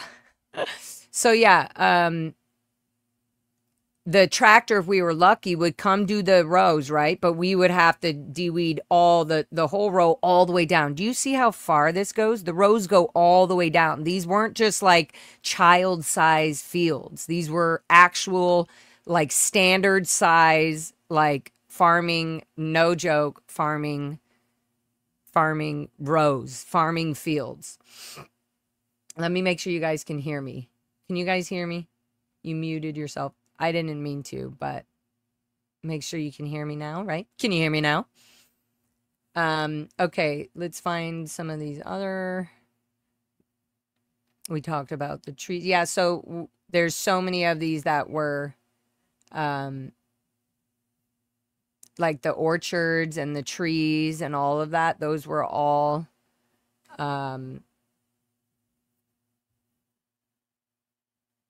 sorry, we had like 10 different orchards, and there would be orange orchards, like grapefruit. We had olive trees. We had literally so many, all kinds of orchards, and they were all in different areas. And the cadets all individually had the responsibility of maintaining and keeping all of these orchards there.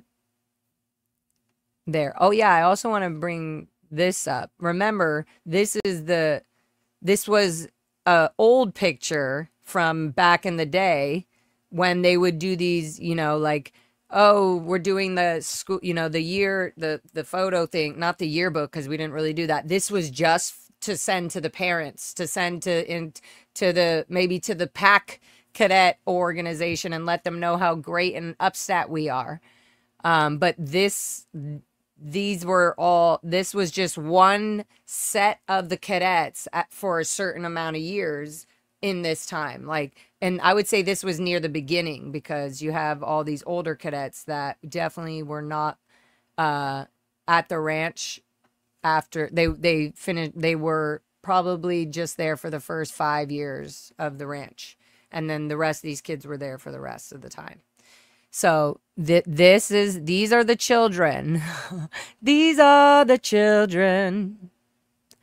And this continues to happen, just not looking like this, because remember, we were supposed to be the solution for all the other child abuse that was going on for all these years. And this was the solution. This was the Sea Org solution. Okay. Wow, it's already 3 o'clock, guys. Okay, let's get to some videos. You guys can hear me? Okay, good, perfect. That would have been so funny if I looked and you're like, muted. Okay, let me, before I get to the videos, finish my juice.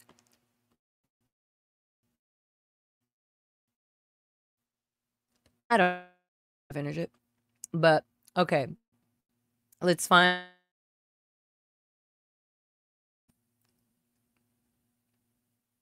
I'm seeing all these pictures, like sister.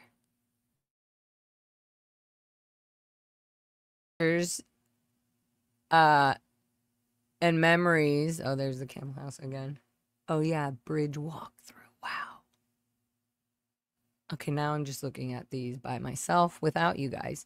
All right, so this could get maybe a little boring, but not boring. It's just, it's to me and for people watching this that were at the Int Ranch and had their lives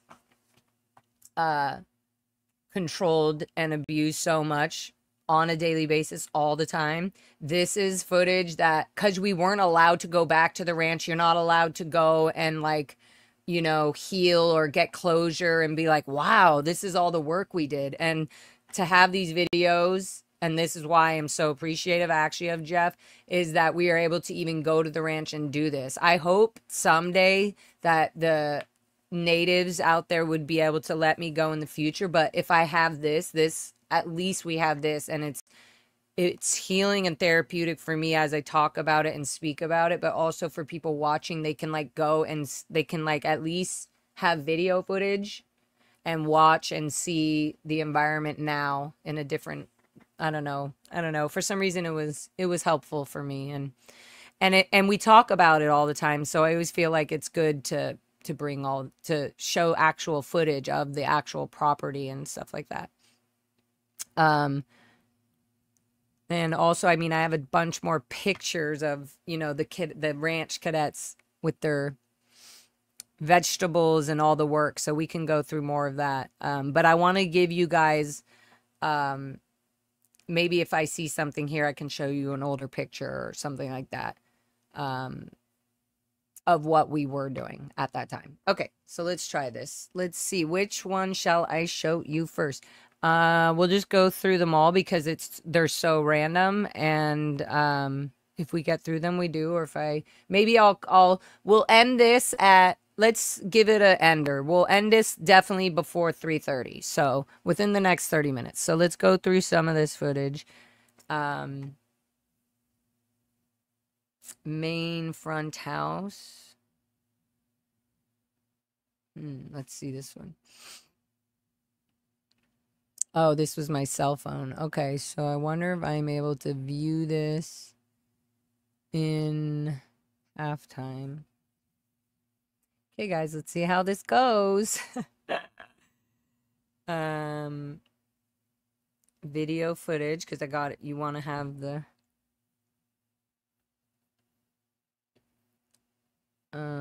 hello, main front house. Oh, I see. Okay, I can just click like that. Bam.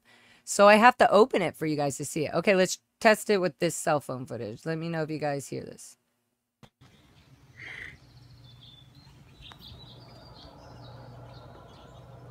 You see that? And can you hear it? This is the main, all these rock walls, all of this stuff, this was all built and cared for and maintained forcibly by the adults at the Ant Ranch. That over there is the moon patio. That's where a lot of the governess group cadets would be sitting. This is the whole front of the house. This is like a Z. Oh, it finished. That's, I'm just going to go through clips so you guys can get, main house front road. Cool. Let's share this. Oh yeah, I have to do it the other way. My bad. Share screen. Nope, don't share screen. We're going to upload video file. Okay. Let's do the front main house. So this one is in front of, oh shit.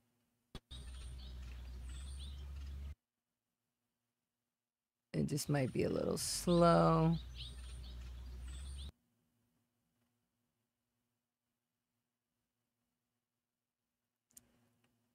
So you see all of these borders, all of the rock, the cement, the sports field there in the back.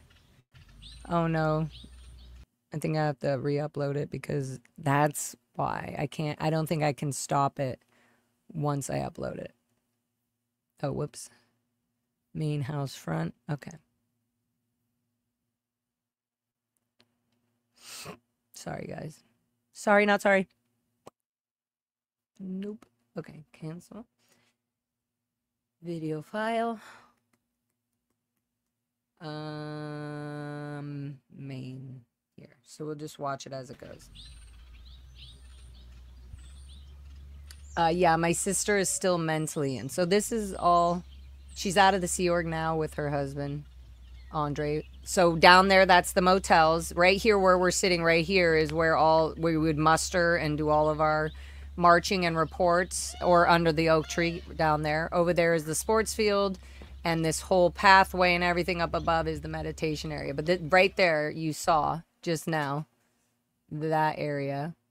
Oh, I wonder if it's going to do it. That area right there is where we muster. That's where we'd muster up all the time. Get in front and muster up right there. So, let's watch that again. Play. That's the front buildings. Just so people can see this. All this work, we brought in all those rocks. All these walls. We'd be literally like trimming the trees, pulling the weeds. Every rock had to be where it needed to be. There's the motels. That's where we live. And then up here, this whole area, there would be a road that goes down to the camel house and to the fields and all of that. So again, just for the record, for people to see, there's the big house. All this life that we used to live on. The motels. I don't know how many times I went down this hill on rollerblades. I would mow that sports field. We were in charge of my job was in charge of mowing the sports field. Okay, can you guys hear the you guys can hear the audio on it when I'm doing it, correct? Right? Let's see. Ooh, let's do the road drive. What's that one? Ooh. How long is this? 24 seconds. Okay. We'll see. Okay, guys. Oh, whoops. Wrong one. Video file. Oh, I can just swap back and forth. I didn't even realize that. All right, let's do this road drive. Open. This was on the way. And this is just on my cell phone, guys. Some of this footage is clips of me recording footage with Jeff, the documentary guy. But some of this I took on my cell phone, so it's not going to be perfect. But just so you get the idea, and for people watching, it's just like these mountains and everything. Sorry, I'm using non-shaking wrist.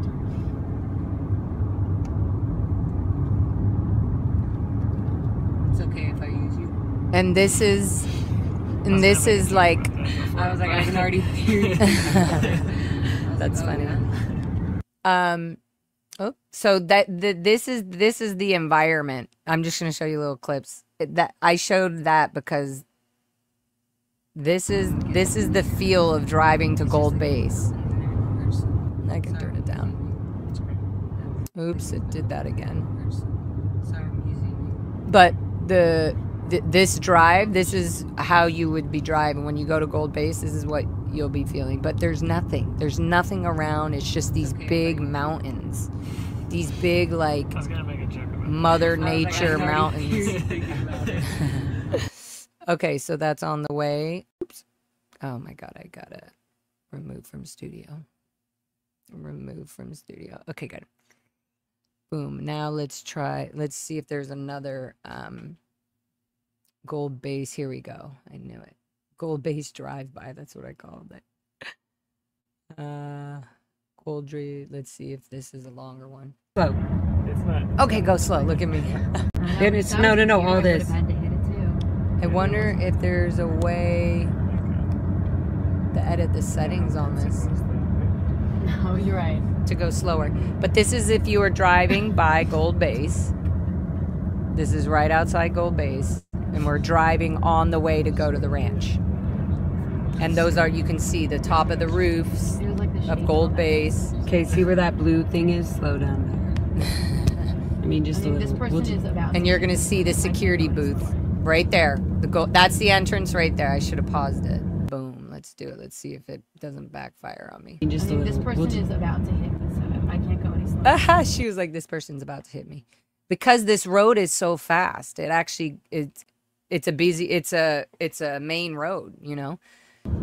There you go. It doesn't pause on the thing. But so yeah, that's the security booth. Let's back it up again. You see how there's nowhere to park your car or anything, and everything's very sandy. So if you're thinking about protesting, this is what you'll see. You can't just pull your car over and park. There's no parking on the sides. And you see how long this is? It goes all the way. So to get anywhere near Gold Base, you have to walk, literally. This person is about to hit me, so There you go. Whoops, sorry. The security booth. And then it said Golden Era Productions. And then coming up here on the right, you're going to see the castle, the Cine Castle. Not that. This is all estates, I believe. The castle's coming up. I want to get it for my brother. Yeah. He helped build this. Yeah, my brother helped build the castle, and so did a bunch of other gold. Oh, look, they still have the same uniform. That's so crazy. That's so crazy. So yeah, they built this huge castle to film all of their PR bullshit in. So that is the whole Gold Base. That's the idea. If you're thinking about going to protest around there, that's kind of the gist of it. That's like literally very, very hard to move around up there or anything. And they do that on purpose as well. Okay, let's go to... I'm just going to pull up some of these dumpster area. Yeah, I'm going to This was where when we would get our food from Gold Base from the galley, we would the van would come up out of where the Casio Canyon sign is. The food van would come up and go to the right once they got into the gate, would go to the right up the dirt road and would go all the way around where the dumpster area was, and would pull up back up into the moon patio area that I just showed you on the but we'll show there's going to be more footage. But and it would back up and we would unload the pans of food, the extras or the scraps or whatever there was still definitely leftovers or whatever of, would be like put in pans, and like some would be the slops for the RPFers and we would unload it all, and then the others would be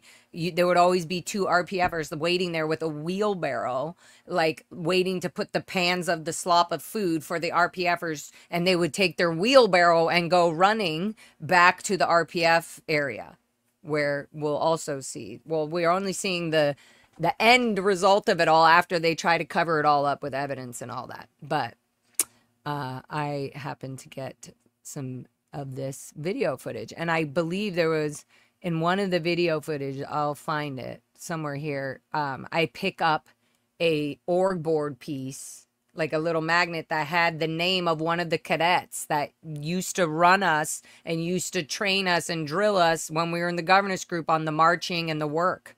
She would be watching us. You're under watch, 24-hour watch. Okay, yeah. What area was that? That was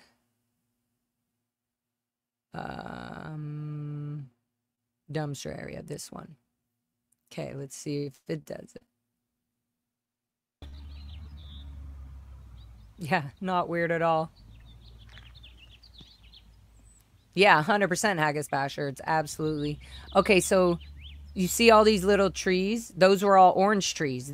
All of these hills used to be completely cleaned and de-weeded. There's a cross up there that's always been there. I would love to go back and see that. Okay, let's watch that again. So right here, that's the path that the van would come up. All of this is orchards. There's trees there, believe it or not. We would drive up this path and then go. This is just how it all is now. I think I was filming mainly for other cadets to see. Like, we would run up to that cross all the time. In fact, if I kept going and I ran and I went past that cross, it then goes down, and that's where all the fields and all the goat pen and everything was. And that's when I ran down past that cross, that's when I knew or I didn't know what I was coming up to. When I saw the goats. Oh my God. Okay. Okay. Okay, so here's another one. Oh, whoops. I'm just opening it without sharing it with you guys. My bad. Oh, good. This is like a minute long. So this is the fire pit that I was talking about, that we used to be trained to do all our fire drills, intruder drills, mud, whatever it is, whatever the drill was. This is where it would be like in the middle of the night. If the alarm went off at 5 in the morning, 3 in the morning, 2 in the morning, which happened all the time, then the kids would all have to get up and get to the fire pit. And it wouldn't matter if a child only got 3 hours of sleep. No matter if you were sick, it wouldn't matter. You would get up and go to the fire pit and stand at attention and do whatever they told you to do in the middle of your sleep. And that was just so crazy. So yeah, this fire pit area, the cadets actually planted all of these trees, and they were tiny. They were small. I think we have some pictures and footage of when they were just small, and now they're these huge trees. I mean, they grew tall and tall, and I remember that being like, wow, the trees are getting so big, because of the 10 years that we were at the Int Ranch. But yeah, so this was the whole fire pit area. We would have to make sure the sidewalks were always clean. The grass was always cut proper. There's the motels. That's the whole front entrance where we would wait for our parents to come off the bus. And you see all of these, that's the schoolhouse. I would run up there to get into my muster before they dunked the cold water. Here is what we called the fire pit. Hopefully you guys can hear this, so I'll stop for talking. obvious reasons. Oh, thank you, Ashley. You look beautiful. This is not my So we Ashley, planted but all these trees about. oh wow, it doesn't let me put up comment when I have the video going. Interesting. Do you guys see this? We also in that fire pit would do all of our shredding. Sorry, I'm gonna restart it. We would do all of our shredding, which meant shredding means burning or slicing into tiny little pieces so that the evidence or any written material that you had cannot be put together, glued together, or read at all by anybody at all. Like that shredding means getting rid of any. If somebody said shred this, that means the data or whatever you're being given is confidential, and that it has to be burned or cut into tiny pieces, or in a way where it can't be undone. It can't be put back together. So we would put all kinds of shit in this fire pit and burn it all and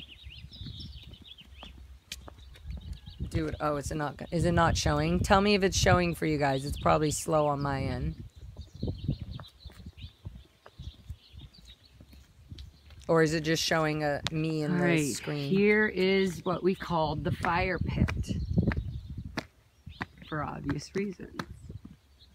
Do you guys see it, or is it glitching on the upload? So we planted all these trees about. It's probably glitching. Hold on. Yeah, I think the natives use the fire pit for rituals, correct? Yeah, they currently do, Ashley. Oh, there we go. So maybe if I do it now, play. There we go. Yeah, I would love to do a ritual there with them and for all the kids at the ranch and just really, yeah, heal whatever we can just through a good healing session there. That would be really amazing. All right, here is what we shit. called the fire pit. Shit.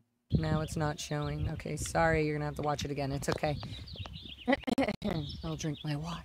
There's the motels. We'd always be marching on all these sidewalks, putting all these rock walls and borders together, making sure the donuts and the trees are all together every day. This is after.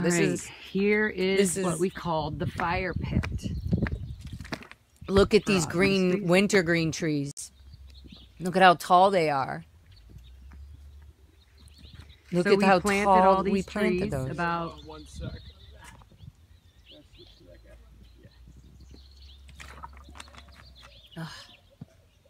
I know. It's beautiful, built on so much pain. That's what it feels like. And so it feels like I want to absorb all the work we did. I just want to absorb, I don't know, yeah. Okay, so let's pull up another one.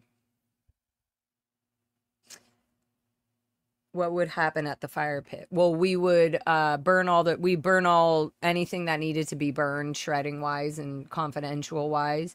And then other than that, it would be used for training and drilling and like fire drilling. And it would just be a place that everybody had to gather if there was an emergency or an important base briefing and they wanted everybody to be out there.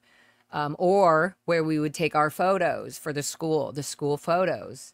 It would always be around there because it has levels. So the smaller kids would go below, and that's like where we would always do the year photos.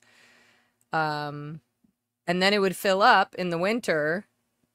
It would fill up and get full of frogs and everything. And so that was fun. I definitely, the fun memories we had were sneaking off and playing with frogs and collecting our own tadpoles and then we'd get in trouble for all that later. So any attempt of fun of that kind of situation wouldn't end up being fun in the end, but we started it off fun. Okay, let's see. Okay, we can put those away. Okay, behind the motels. All right, so now I'm just gonna, if you guys don't mind, I'm just going to I'm just going to bring videos up, and then I think I'm talking in most of them, so it will be good to just hear what I was saying, because I think I'm talking about each.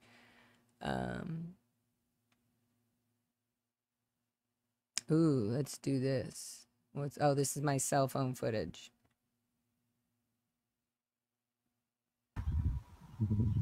Of the whole ranch. This is like on the top of the hill. This is where I saw a fox, actually, one time. But you see how many mountains and acres? This is on the property. It's not even far off. It's on the property. That's the tool shed that I hit my head in. And then over there, those are the fields. They turned them into a baseball diamond. The Native Indians, those were all fields. And over there, way in the back, is the Campbell house. Those were all fields. And now they turn them into baseball diamond kind of things. I think people go and rent and have their games and stuff there. But these were the hills. This was the property. This was oh yeah, there's the basketball court. You see how it's just, the ranch was just so, it was just so secluded. I can mute it. It was just so secluded from, why is it not doing it? Oh, there. Just so we can watch it again. It's so secluded from the world. So this was the ranch. This is what we knew. This was our lives growing up as kids in a fucking controlled area. This is all built new for the baseball fields here. But all of this was all fields. I just realized you don't know what I'm saying, but I mean, what I'm talking. But yeah, all of these, man, all those fields and all those works and all those things we did. So yeah, that's just another video from the top of a mountain. Let's see. Can move this one and video file. Let's do this one is behind. Oh yeah, so there would be the bridge. Whenever we come to the ranch, there would be this bridge. The bridge that we would have to drive over.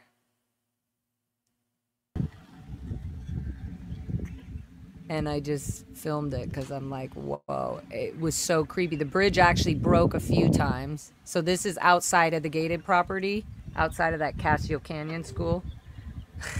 There's one of the native securities that was letting us do this. So I'm in the creek right now, and that's the hole that all the water would come through. And then over the winter, the creek would get so full because that tiny little hole was too small for all the water coming in.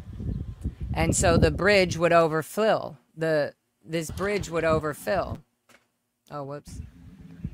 That bridge would overfill and splash all onto the road, and the only vehicles or things that could get through there were big, heavy machinery like the tractor, and things like that, or the school bus, right? So we would have to have a bus take us through, and sometimes they would put a rope across one side of the creek to the other to get food and the like bins of food over to the ranch side of the property, over this bridge, over this creek, see, from one tree to the other, so that they could get food for sure to the people, the kids that were literally stuck on the Int Ranch. They were literally, that was the only exit really out of the property. I just realized that. That was the only exit to get out of the property to go through to Saboba Casino and all that, or not to go to Saboba Casino, but to go over there. Oh, okay, let's do a few more. Okay, I said 3:30. See, I feel like yeah, so good. Let's do a few more, and then we'll do more of this forced labor, jobs, and child abuse at the Inn Ranch. This might have to be part 1, and we can do a part 2 because I have a lot more pictures and videos to show, and it's good to have these documented so that people can come and look and be like, wait a minute, let's see this. She has footage of this. Like, there's it's more of a healing thing when you're able to have control over all of this situation and the environment and the restrictions that were had at the Ant Ranch. You're able to like just kind of see it in a new light as an adult, and it does some sort of healing. It just fills something up and makes it, you know, how it was, whereas before we weren't even allowed to have the option to even think about this. Okay, so let's do this one. Present. I don't want to miss any of these videos because they are important. Okay. Oh, here's a goalie. That's the back of the motels. I remember sleeping right by one of the windows. This used to be all cleaned out, completely cleaned out and clear. Every step we built all of this. It used to be it's a big gully. We called this the gully. And it's all full of weeds. It's all filled in now. But all of that had to be... Oh, it doesn't. That's so annoying. So, here's a goalie. Yeah, the back of the motels. It's just wild that this used to be all cleaned out and perfect. And like, you know, the borders, the rock borders were all, everything was clean. All the weeds were cleaned out. Okay, next one. Next one, Laura, we don't have all day. That would be, oh, let's do this one. Oh, whoops. This was behind the cottage house. Or I always say the cottage house because I mix it up with the Campbell house, but it's actually just called the cottage. And this is where I did a lot of, it's the goalie in the back of the cottage, but this is where I did a lot of my ethics handlings with Yolanda Avila. And, way back in the day, I did them with Caprillion, Anna Caprillion. Oh my God, that's an old name that I haven't thought of in a while. But yeah, this was behind it. This was the goalie. I just remember always running off to the back. The goalie. The goalie behind here. I used to run off and No longer goalie. it's no longer goalie. It's full of weeds and everything. The maintenance shed. The maintenance shed's over there right next to the cottage. So this is behind the cottage. And it's just, yeah, I'm going to watch it one more time. Here's the goalie. Sorry. Here is the goalie. Yeah, it's just wild. All the trees I used to run up and hide. That was the tool shed that I fell in. Over there. Okay. Let's do another one. And what's this one?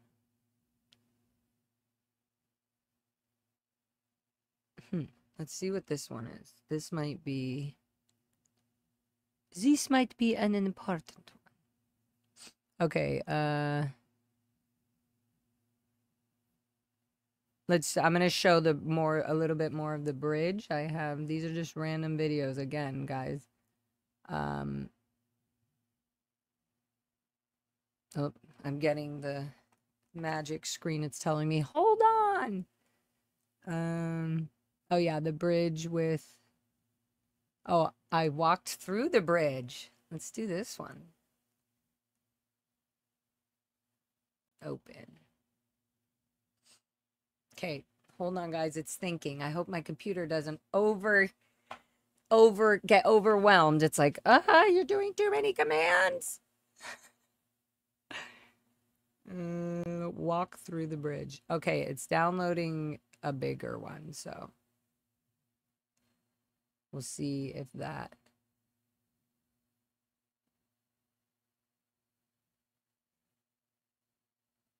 Sorry, guys. Uno momento. Uh-oh. Uh-oh. It might be taking... Oops, cancel. Okay. Sorry, guys. Can you hear me? Oh, Valerie just called me, little cutie. Hi, Valerie. Okay, can you hear me? The video I want to share with you guys is downloading right now, and I want to make sure the audio and all that's still good. Let me say chunk of this live is the ranch in Northern California. Yes, the ranch is in Hemet, California, specifically near Saboba Casino, like that area. Um, the address is 33755 Castile Canyon Road. Um, okay, hold on. Let me see if this thing. Okay, so it's I think a bigger file. So I think that we should be patient, and then it's halfway through. I'll take another sip of this.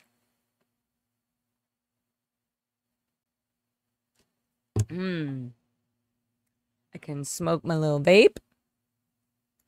If you guys have any questions, feel free to ask me. I'm just literally, it's almost 3/4 done. Yeah, it's hot there. Oh my God. And sometimes in the winter, the railroad ties would get like a thick, like icy. So it would be like, it's so weird to think like, oh, it'd snow in Hemet, but it really did. And also, Idlewild is not too far from the Int Ranch, Castillo Canyon School. There's also, I remember because we used to run off to Idlewild to the hot springs. It took us, I don't know, it probably took us like 4 hours hiking. We were pretty wild, adventurous cadets. But we made it to the warm hot springs and I was so scared because there were non-Scientologists there, just regular people that are there at the hot springs in Idlewild in 1994. And I was like shocked, like we saw aliens. Like it was literally like, uh-oh, like I wasn't supposed to see other outside people on my adventure. That's how far and secluded the ranch was. It was definitely in a situation positioned, I have maps of it, where it was just away from everybody, but was definitely also on Indian property. So you don't just get your regular people being able to just come onto the property anytime they want. Okay, let's see if this uploaded. Boom, video file. Did it do it? Did it do it? And what is it? What if I don't even know what it is?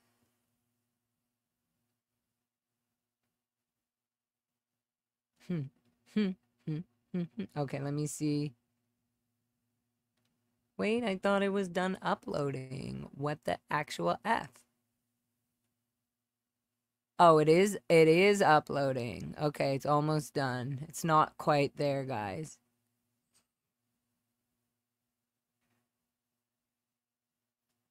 I feel like this is an important one because open. Let's see. Open.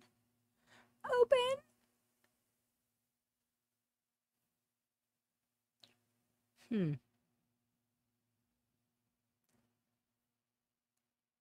Here, I'm going to cancel this. Sorry, guys. Laura, are you in touch with your brother? I am not. I am trying to self-heal me, and when I have the ability or the help, or I can get him into a proper mental place and state that he himself wants to help himself, I can do that. But in the end, it has to be his decision. There's so much going on with my brother right now that he could absolutely use help with, but he is mentally not there in the position to do it, and I don't know how to get him there. So that's the truth. He struggles with this shit all the time. He's angry about it. My parents don't talk to him anymore. Yeah, he's been through so much. He's been through the fucking ringer being born in this fucking cult. So yeah, but thank you for asking me that. I need to find the tools to be able to help myself, so that I can, if I'm gonna do anything to help my brother, it'll be coming from experience of stuff that's helped me, but yeah, when I get there and I can help him, I will for sure.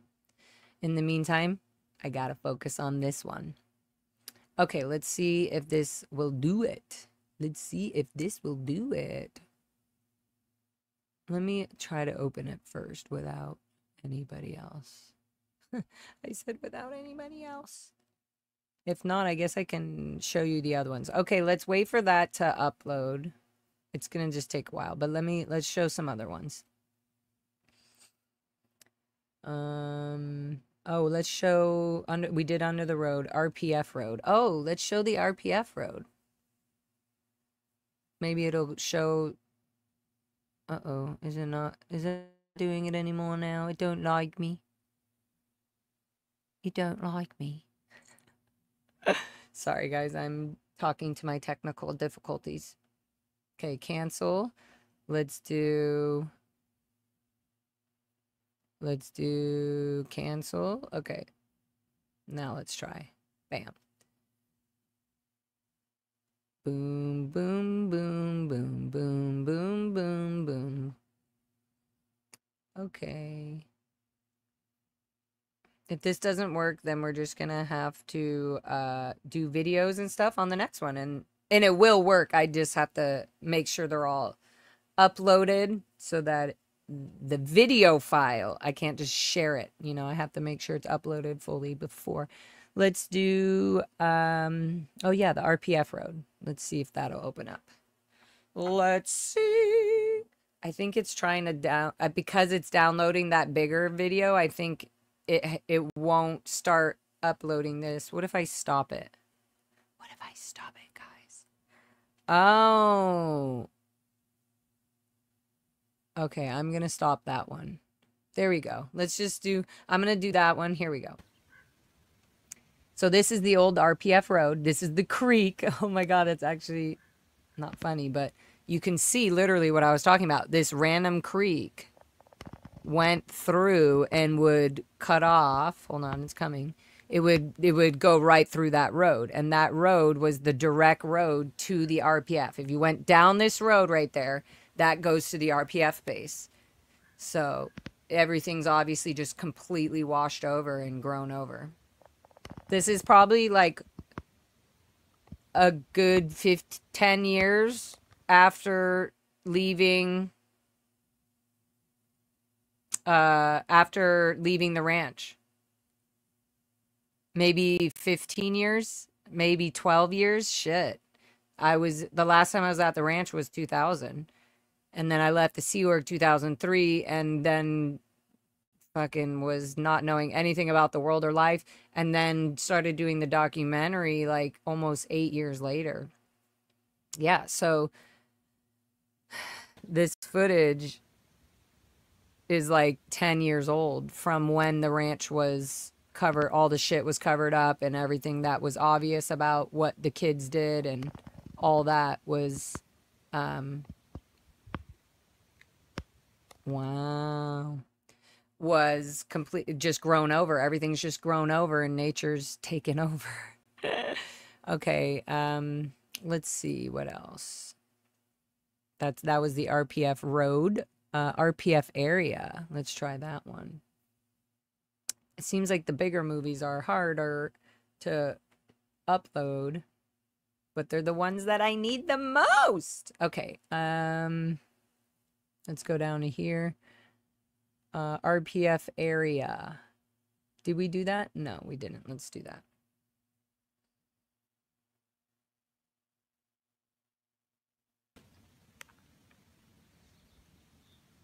Yeah, see, everything is grown over. Wherever you see these little bundles of rocks and stuff, sorry, it was very short, but you see, oh God, you see those rocks? Those were all for planters and trees and things that were there before. I'm going to play it again. Those right there. So those were all walkways and planters and paths, and that's the road, but you see how everything's just kind of all covered up now. It's not. I'm going to play one. This is the RPF area. To all those RPFers who spent all their time working and doing all this shit. That's what it looks like now. Okay, let's do another one. Ooh, wow, it's already 3:40, guys. Gosh darn it. I'm going past my boundary. I'm kidding. Okay, let's see if this video will open up. Main house. What's this one? Main house front and road to motels movie. Oh, let's see this one. If it, yeah, okay. Oh yeah, did we already see this one? Yep, we saw this one. This was the front Saboba Trail. That's so funny. It says Saboba Trail. I love the birds. Like the sound there. It's just really peaceful. So yeah, that's the motels. Oh my God, the footage. This is the Int Ranch, ladies and gentlemen.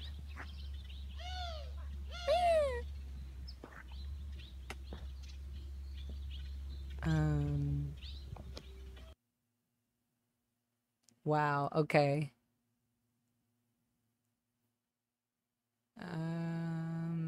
Okay, good. Well, there you go. Let's remove that one. Okay. And any more want to do, hopefully those other big files will open up before main front house cell phone. Did I already do that one? Oh, that's from my cell phone. Yeah.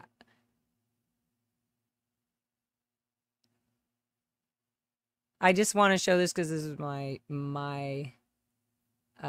cell phone footage and of the main house, the front main house.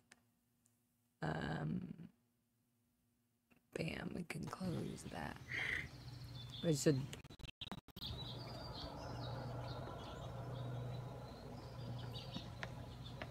Wow. All those rock walls, all of the work. There used to be gravel in those planters, not soft grass. And there used to be a big tree in that little donut handmade. Look at all the rock wall, all of that. All of those were all made by cadets. All these rocks were all hauled, and all the cement and all that stuff was all made and done with the labor of children. Dumpsters. What's this one? Creek Circle Spin movie. Sorry guys. Uno momento. Okay, we're gonna definitely end before 4, I promise. What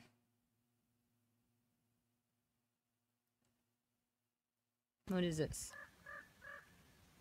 Oh, this is just me doing video footage stuff that I need. This is the creek I used to run in and run up and go all the way. Okay, that was fun.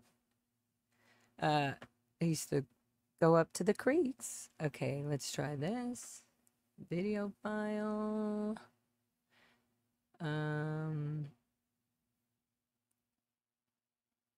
Main house, we did that. Road drive. What is that one?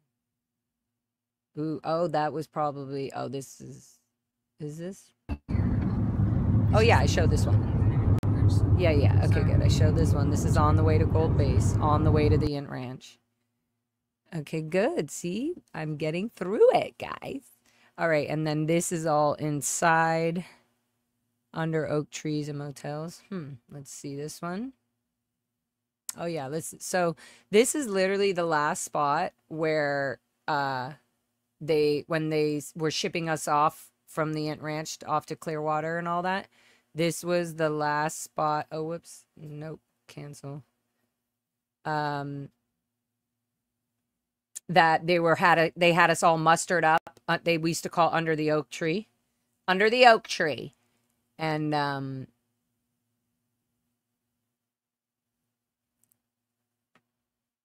this is where they had it. Right here. We'd all be marched. This is where we used to muster up under the under oak the tree. oak tree.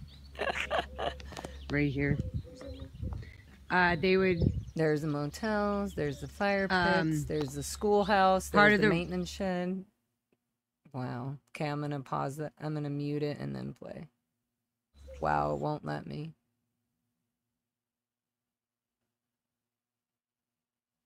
Used to muster up under.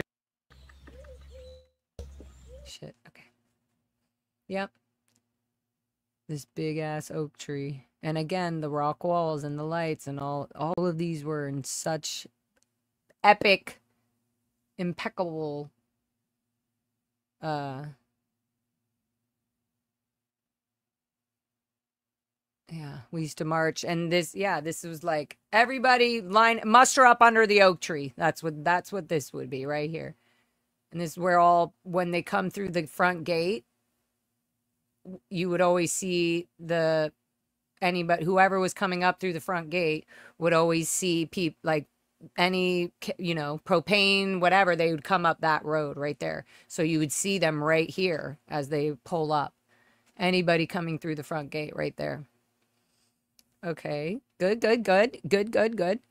All right, so I think the bigger ones that are going to be great because you're going to be able to hear me talking about certain parts of the Int Ranch, and I have a bunch of good video clips of that, so I'm going to put all those together, and then either, I don't know, maybe I'll even do more later tonight. Let me put everything together so it's easier and they're all uploaded and ready to go, and then I think that'll be a lot more interesting as well to watch and to be able to pause it or whatever. We'll see, me and my pausing skills. Okay, so any more videos before I call it a day? Oh, ants. There's a little ant hill. Should we watch an ant hill movie?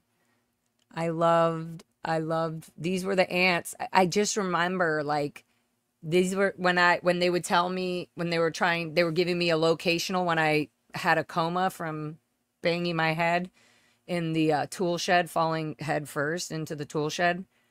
There was always these ants, all kinds of ants in the desert, but I just remembered, like, I don't know, always having a deep connection with these ants.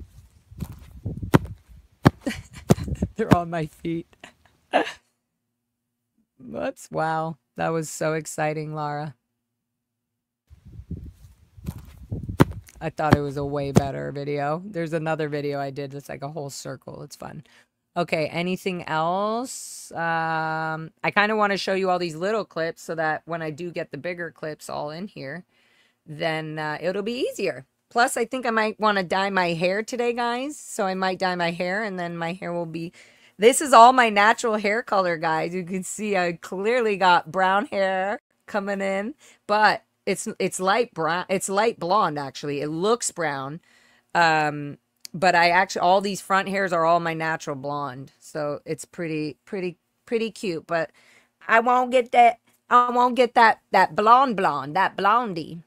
Okay, let me see if there's anything else. I showed you guys a fire pit, gold base footage, some of that. Oh, inside the lounge. Well, I feel like okay, let's do this is inside the lounge and it's my cell phone footage. So again, be patient. Old lounge. You guys better get off the shot.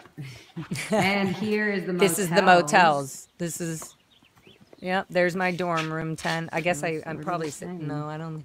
That was a cleaning closet. Okay, That's crazy. I was just getting little clips. But yeah, this was the lounge. The old lounge. Oops. This is the old lounge. It's completely cleared out, and it did not have a hardwood floor like that at all. It had carpet. And to the right there is my dorm, room 10. I was actually in both room 10 and 9. That's the film crew I was with. Okay, we'll remove that. See, so the footage, there's some video clips that I'm going to bring up that are going to be really awesome. That I'm already talking and explaining, the whole shebang of whatever I was thinking of in the moment. Okay, guys, I think that's all for now. And then the rest I'm going to put together, and then I'll come back on and do it, and you'll see when the next one's scheduled, and we'll move there. I want to do, while I'm talking about all this and stuff, again, if you guys are observing the surroundings and the environment, everything is done, all the work, all the daily schedules, the projects, the amount of fields de-weeded and how many rows made and T-tape on each road. All of this was all done by miners at the Int Ranch Cadet Org in the Sea Org on a daily basis. There was no day where none of this existed. There was always a day where something like this was always happening, always working, always doing something for something that had nothing to do with our child better, you know, what's good for us, what's good for the child, for their future. So yeah, we'll be able to break all that down, and we'll talk about all the little jobs and little post positions I held. And yeah, it's a lot. It's a bunch of little work jobs. It's a bunch of stuff. So it will be easier if I have these bigger videos to show just the main areas and fun things. Well, it is kind of fun to look back at all the work we did. It's like, instead of being like, oh, it's fun to see how it is in real life. Like, knowing we're here with truth now, and that we can be, you know, we can slightly relax because we're able to talk about the thing that was so oppressive. And that alone is so fulfilling and so freeing and so healing. And so yeah, I'm going to keep doing that. I love you guys all so much. If there's any other questions, you better tell me now or I'm out. Laura's story as a child always make me, oh, thank you guys so much. Anna from Canada, thank you guys. Trust me, I've had the most tears. I mean, not the most. I'm just saying, you guys have tears for this, listening to it. The amount of tears we had as cadets was just unlimited. It was just nonstop. And it's not just me. There's so many people that are, so many kids and so many family members that are affected by all this stuff. So it's super important. Free to be me. I finally watched Over the Rainbow today. Oh man, I finally watched over. My heart hurts over the normal childhood you missed out on. Thank you, Free to be me. I admire where you are today. Such a bright spirit. Thank you so much. And on that note, on my bright spirit note, I'm going to give myself a break, go eat something, have some more yummy juice, make some sandwiches, and then get busy putting these little videos and more documentation of the ranch abuse and child neglect and the different jobs and titles we had that were enforced on us to get done. Okay, love you all. Thank you, everybody that sticks around and hangs out. We'll be back. More healing, more trauma, discovering and opening all up. Okay, love to you all, and you got me singing in my head.